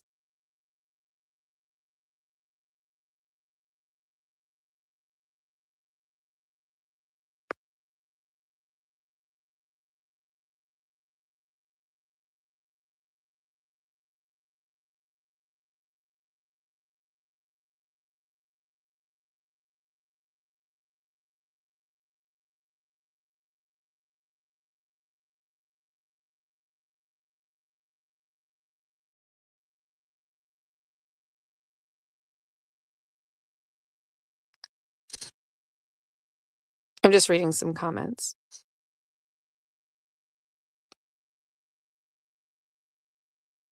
Spicy Misty is saying the easiest thing to do on this is to just go watch Jimmy's stream and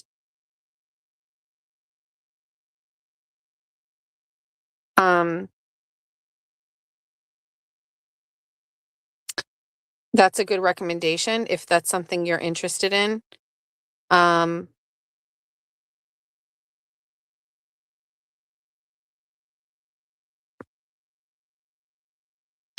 No, I didn't think you were judging me. I know enough about this topic that it has caused more than any other, probably more than any political thing in the world.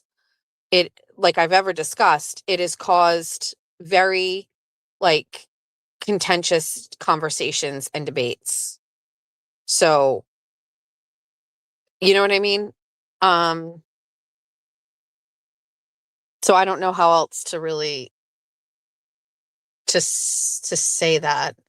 I have dealt with some people in my life that struggled with addiction and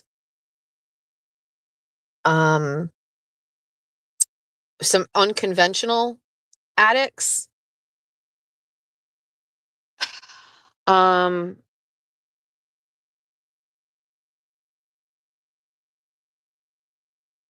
So I don't think he's a lost cause. So somebody just said, you know, if you go listen or you hear a story, you don't think he's a lost. It's not about that. It's not about a lost cause or whatever. That's not the case. So for me, I can't talk about it because people are just going to get mad. So I can't talk about it.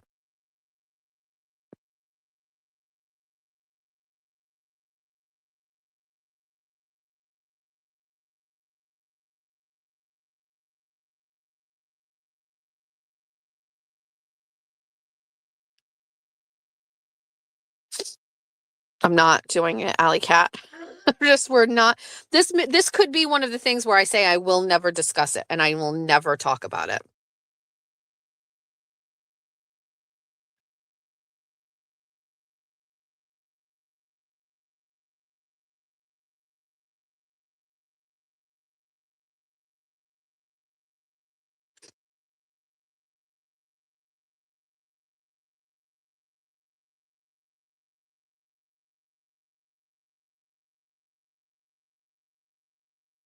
So everybody's saying like before I say anything about it, like, you know, I should go listen to his story. So I guess he's, you know, pseudo famous, right? He has a platform and stuff like that. I know real life people who have had addictions. I have real life people who I've known that have had problems, right?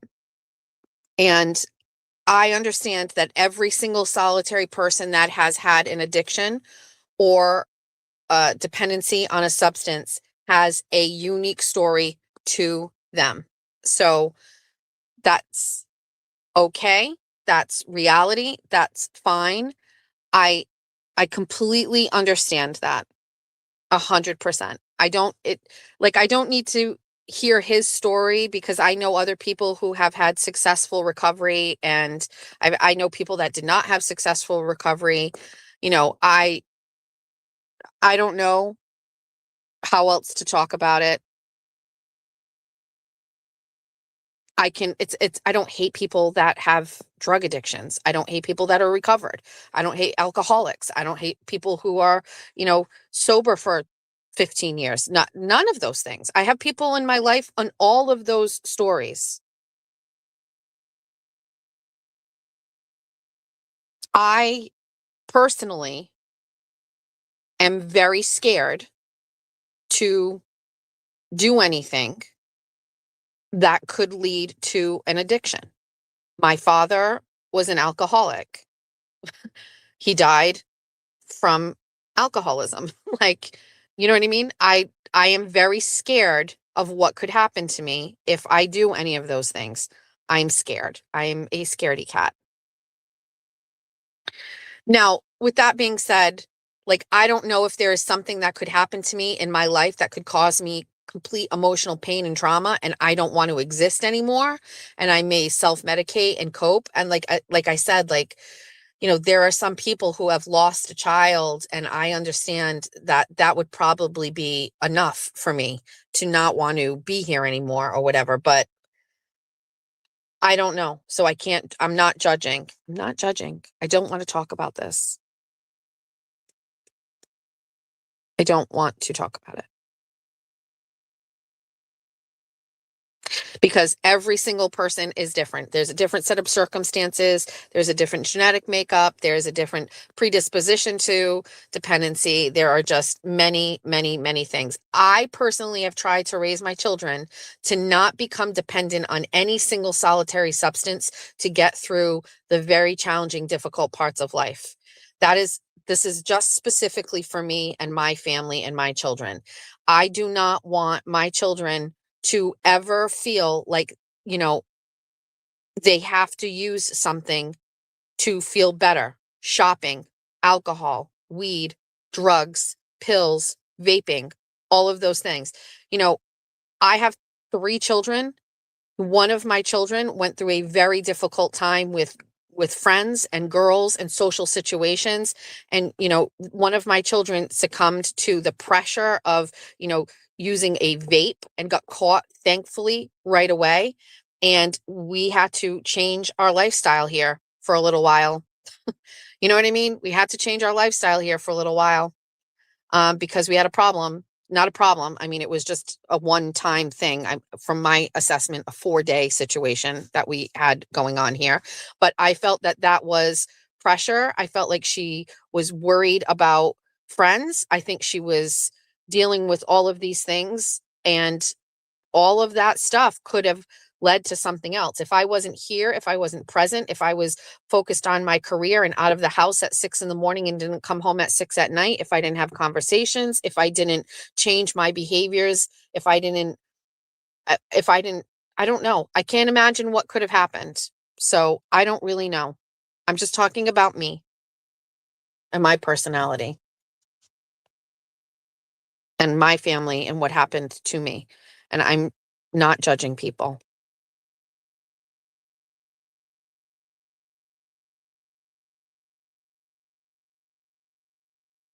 That's a good point. Not everybody needs to have an opinion about everyone on the planet. I appreciate that. Like, that's how I'm feeling right now. Like, I don't want an opinion.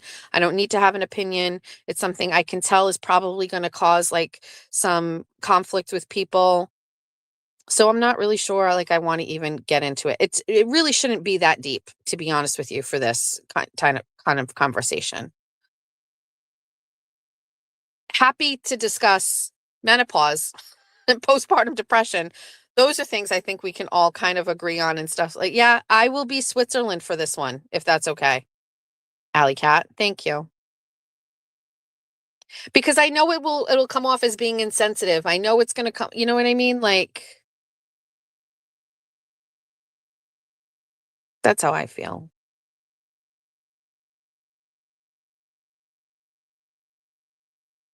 Okay. It's 3.5 hours. I need to get off it is too early in the morning. I don't want to talk about it. We are done with this subject.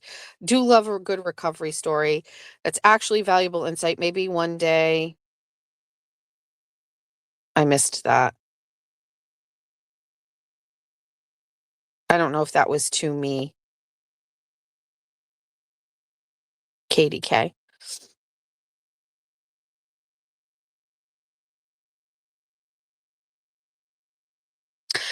I am open-minded, and I only have my own situation to talk about. And so I'll say this and then I'll close with this story. So,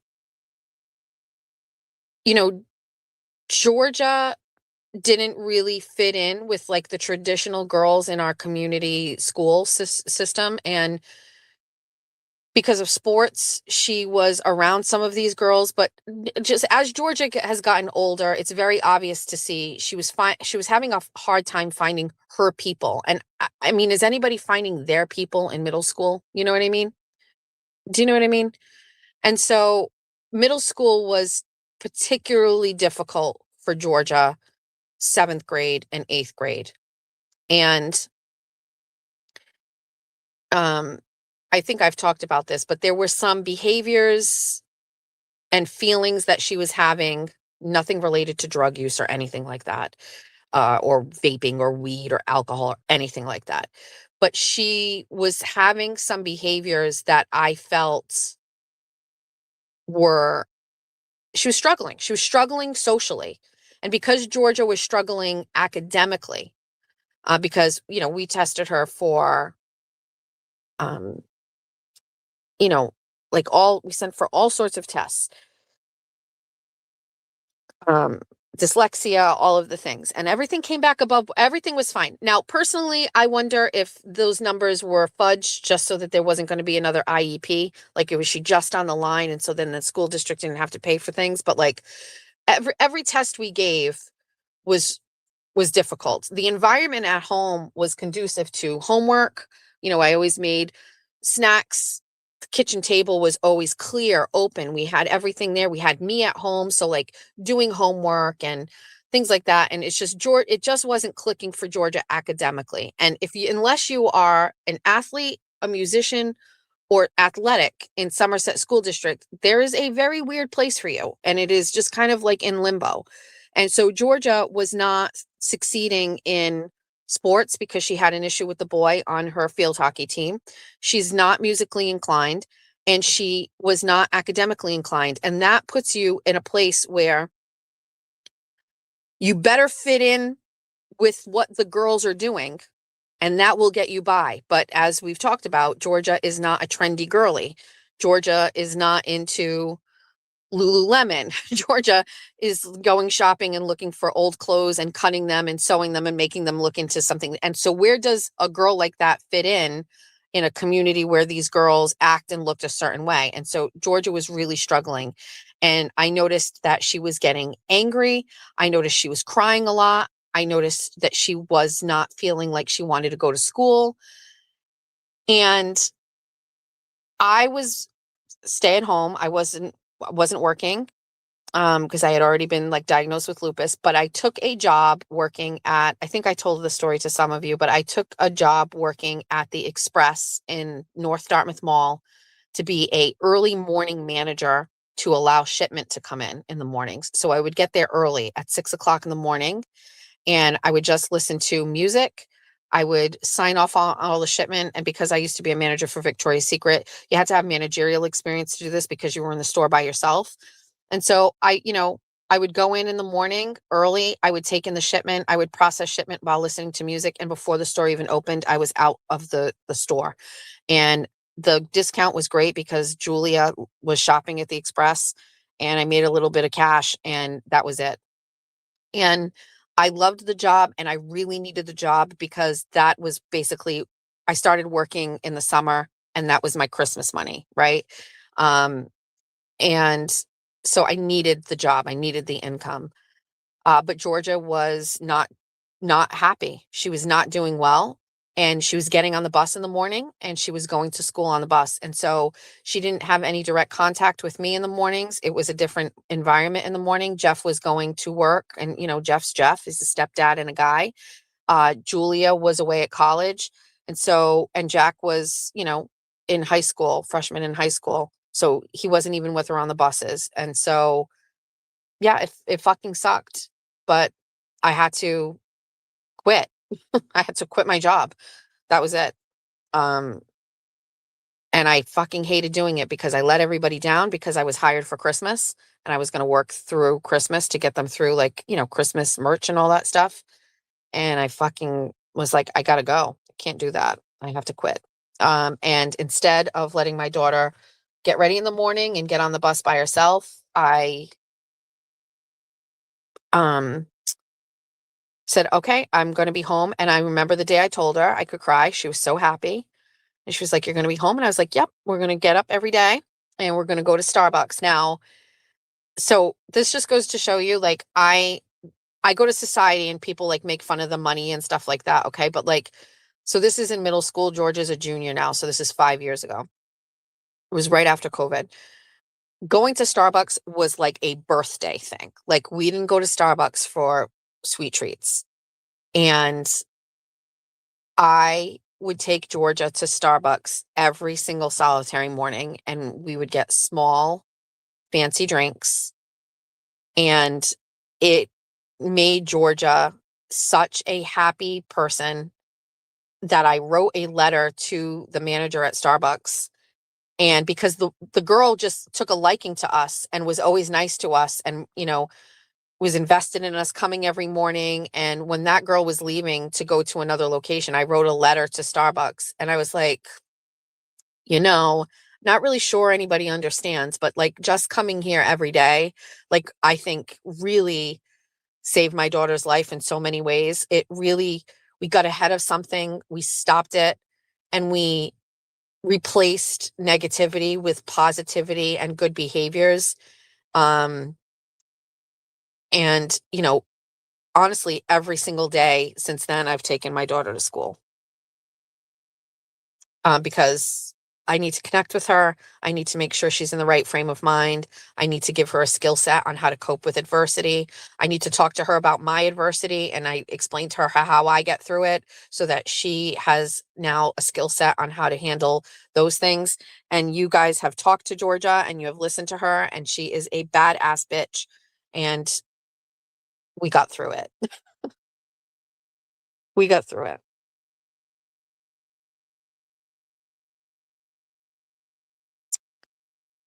That's my story. Yes, we are still going. I'm sorry. Did somebody say they went to a meeting and they came back?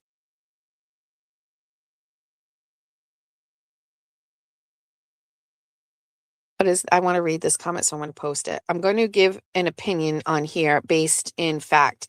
Number one way to help in middle, high school, and college. Number one thing that works is a club that they love: chorus, art, dance, sport, chess, mad knitting, or whatever. We tried that, but we tried an after school art program at the middle school for Georgia. And I will never forget, she texted me and she was like, nobody's talking to me. And I was working through her talking to the girls, and the girls got up and moved to a different table. And so I was like, fuck this. So I called the school in real time and I was like, who's the teacher in there? Like, can the teacher nudge these girls to work together? And the teacher was like, okay.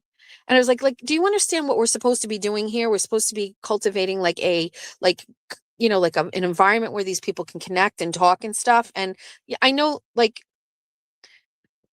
that's not helicopter parenting. Like, I don't want people to say that, but like, George is messaging me in real time that these girls aren't talking to her. And the whole point of her, and you're right about that, by the way, because that was a suggestion of the guidance counselor, which we partnered with the school and everything. And it was like, well, let's have her do extracurricular things that don't involve sports, music, or academics. So art. And, I basically forced her to go into an environment that was also toxic and not working. Now, I wasn't blaming other people without blaming Georgia. Are you trying to talk to them? Are you trying to have conversations? Are you, whatever? And, based on my assessment of it, I thought Georgia was giving it a solid go. And it got to a point where it wasn't working for her. I tried to nudge the teacher to understand like what we were dealing with here. We're looking for some sort of like social connections that are positive in a controlled environment like school, in an art room where Georgia thrives, and it backfired and it didn't work. Honestly, what saved Georgia 100% is Bristol Aggie. And we talked about this, getting her out of a school that was focused on music, sports, and academics and putting her into a school that was focused on things that she loved: animals, plants, gardening, the environment, being outside. That's what worked. And I am so grateful that Bristol Aggie even exists. So grateful. It is life-changing for her. So, yeah. And we didn't get it right every time, and we fucked up a little bit on a couple of things and whatever, but like, when you have an older child and who's already gone through this whole school system and everything, and it worked well for them. I wasn't really receptive to it not working for my other kids. You know what I mean? Like, what's not working here for Georgia? That it all worked for Julia. She was fine. So I had to really be open to understand that, like, each one of my children is very different.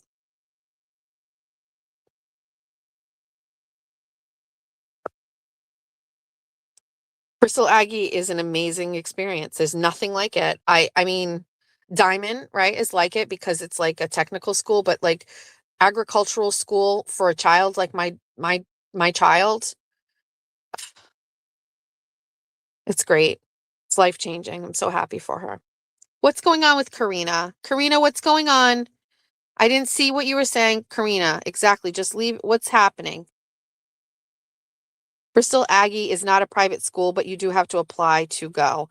Before, you had to actually go through an application process, and you needed to be able to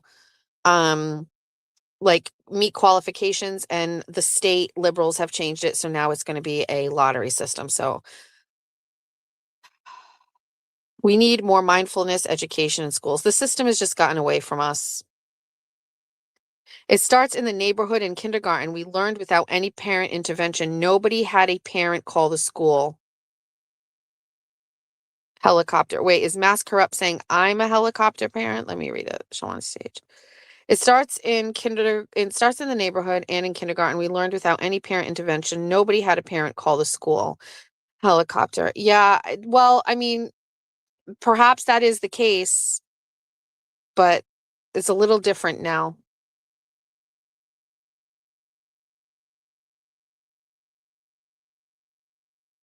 And I didn't call the school on them. I called the school for the teacher to try to kind of like nudge some things. Nudge is the best word. Like, maybe get in there and see, what can we do? Can we fix something that's going on in there right now?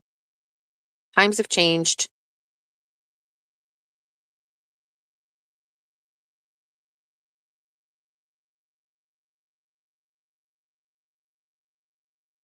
Spicy Misty has to go get a mammogram today. I am sure it is going to go perfectly and everything is going to be okay and you are going to be great.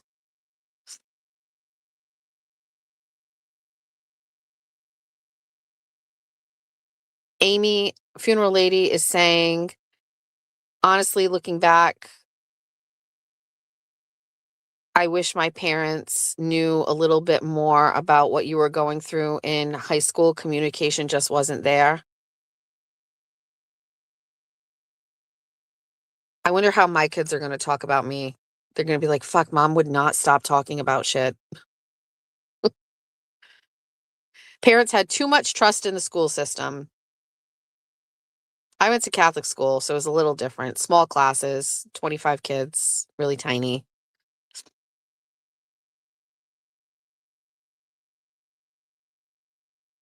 That's nice of you, Kelly.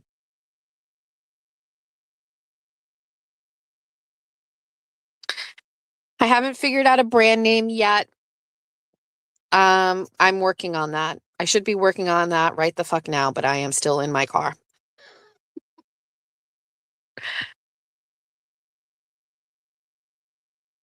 Oh, Tori Amos. Call a light sneeze. Call a light breeze. Mass is corrupt. Nobody wants your parenting advice in here. I do. What's the parenting advice that Mass is corrupt is giving me? Tell me what it is. Tell me. I am still in my freaking car. It's raining, although it's slowed down. I'm going to go inside.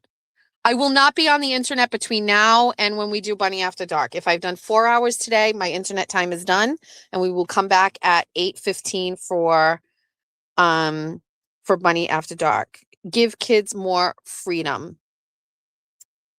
That's hard to do for a mom like me. I'm paranoid. Listen, Jack and Georgia had blonde hair and blue eyes, and I used to think that that was the number one type of kidnapped child. So I always felt like they were going to get kidnapped. I always had a very disproportionate fear about things back then. I agree with that. Definitely have to give kids more freedom. Maybe more jobs for the kids. My kids have all gotten jobs when they turned 16. Georgia got a job when she was 14 and a half, and it was a little traumatic for her because she wanted to be like her siblings. She wanted a job. She wanted money. So we're giving her a little grace restarting. She just turned 16. So she's got a little bit of time. But Julia and Jack both got jobs, within a couple of months of turning 16. They keep their own money. They manage their own money. They have their own accounts.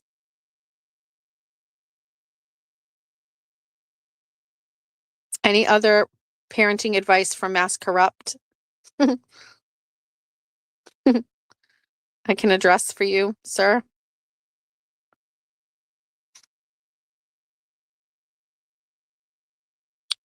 They cannot change a tire on their own.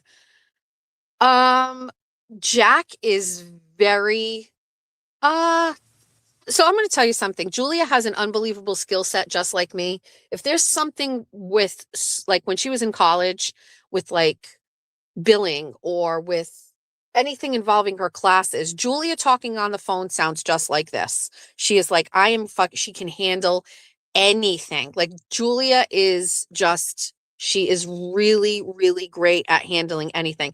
Applying for college, Julia basically did it all herself. She knew everything. She taught me stuff, and she helped her brother apply for college. Like, Julia is very, very self-sufficient. She needs a lot of emotional support and hugs and help with cooking, but she's very self-sufficient. Jack, it's almost like he doesn't even ask for the help. He will do it first. He will try, and then he will come back. Like, he is great. They can't even change a tire on their own. We had to teach him where to go. We had to explain to him the first time to go to Jimmy's. But Jack, the other day, he was like, I'm going for an oil change. I don't know where that kid went or what he did. I don't know.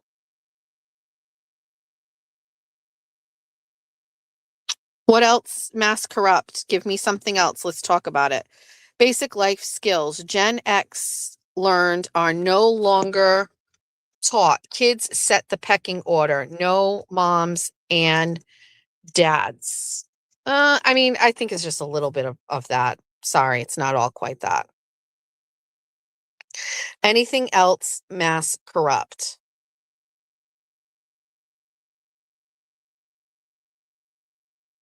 Mass Corrupt is Julie Nagel. I'm here for that if that's the case. I like hearing what this person actually says. Actually change a tire, not a garage. So let me think about that. I guess the only way you would need to change a tire is if it happened, though. So, like, so far, Julia has never had a flat tire that needed to be changed, and neither has Jack. It happens, I guess. I don't know. You got to be there where it happened. We're not going to just go and fucking do it, are we? What else? Mass Corrupt.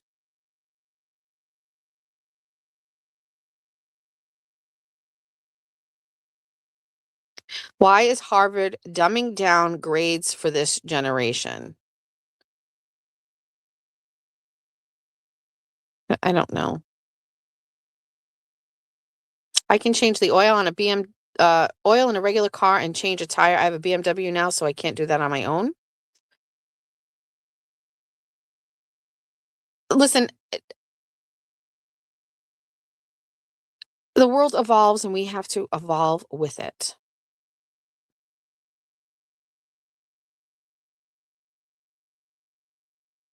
I'm more concerned with my kid being a good human being.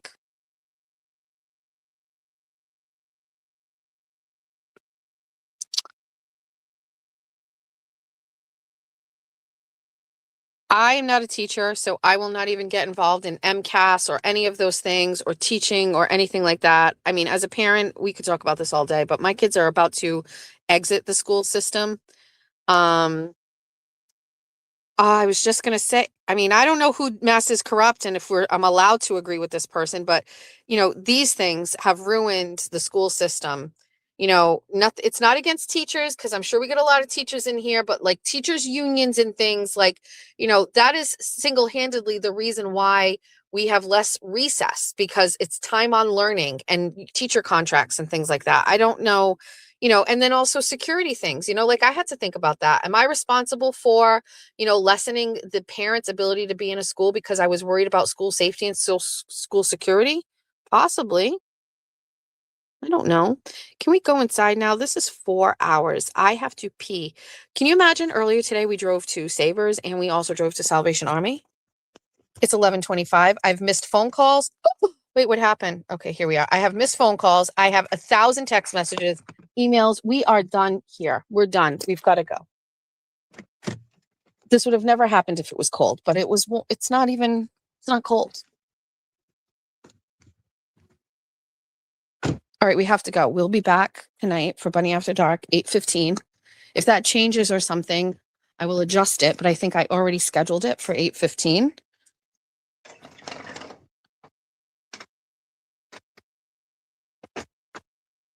Okay, we got to get out of this chat.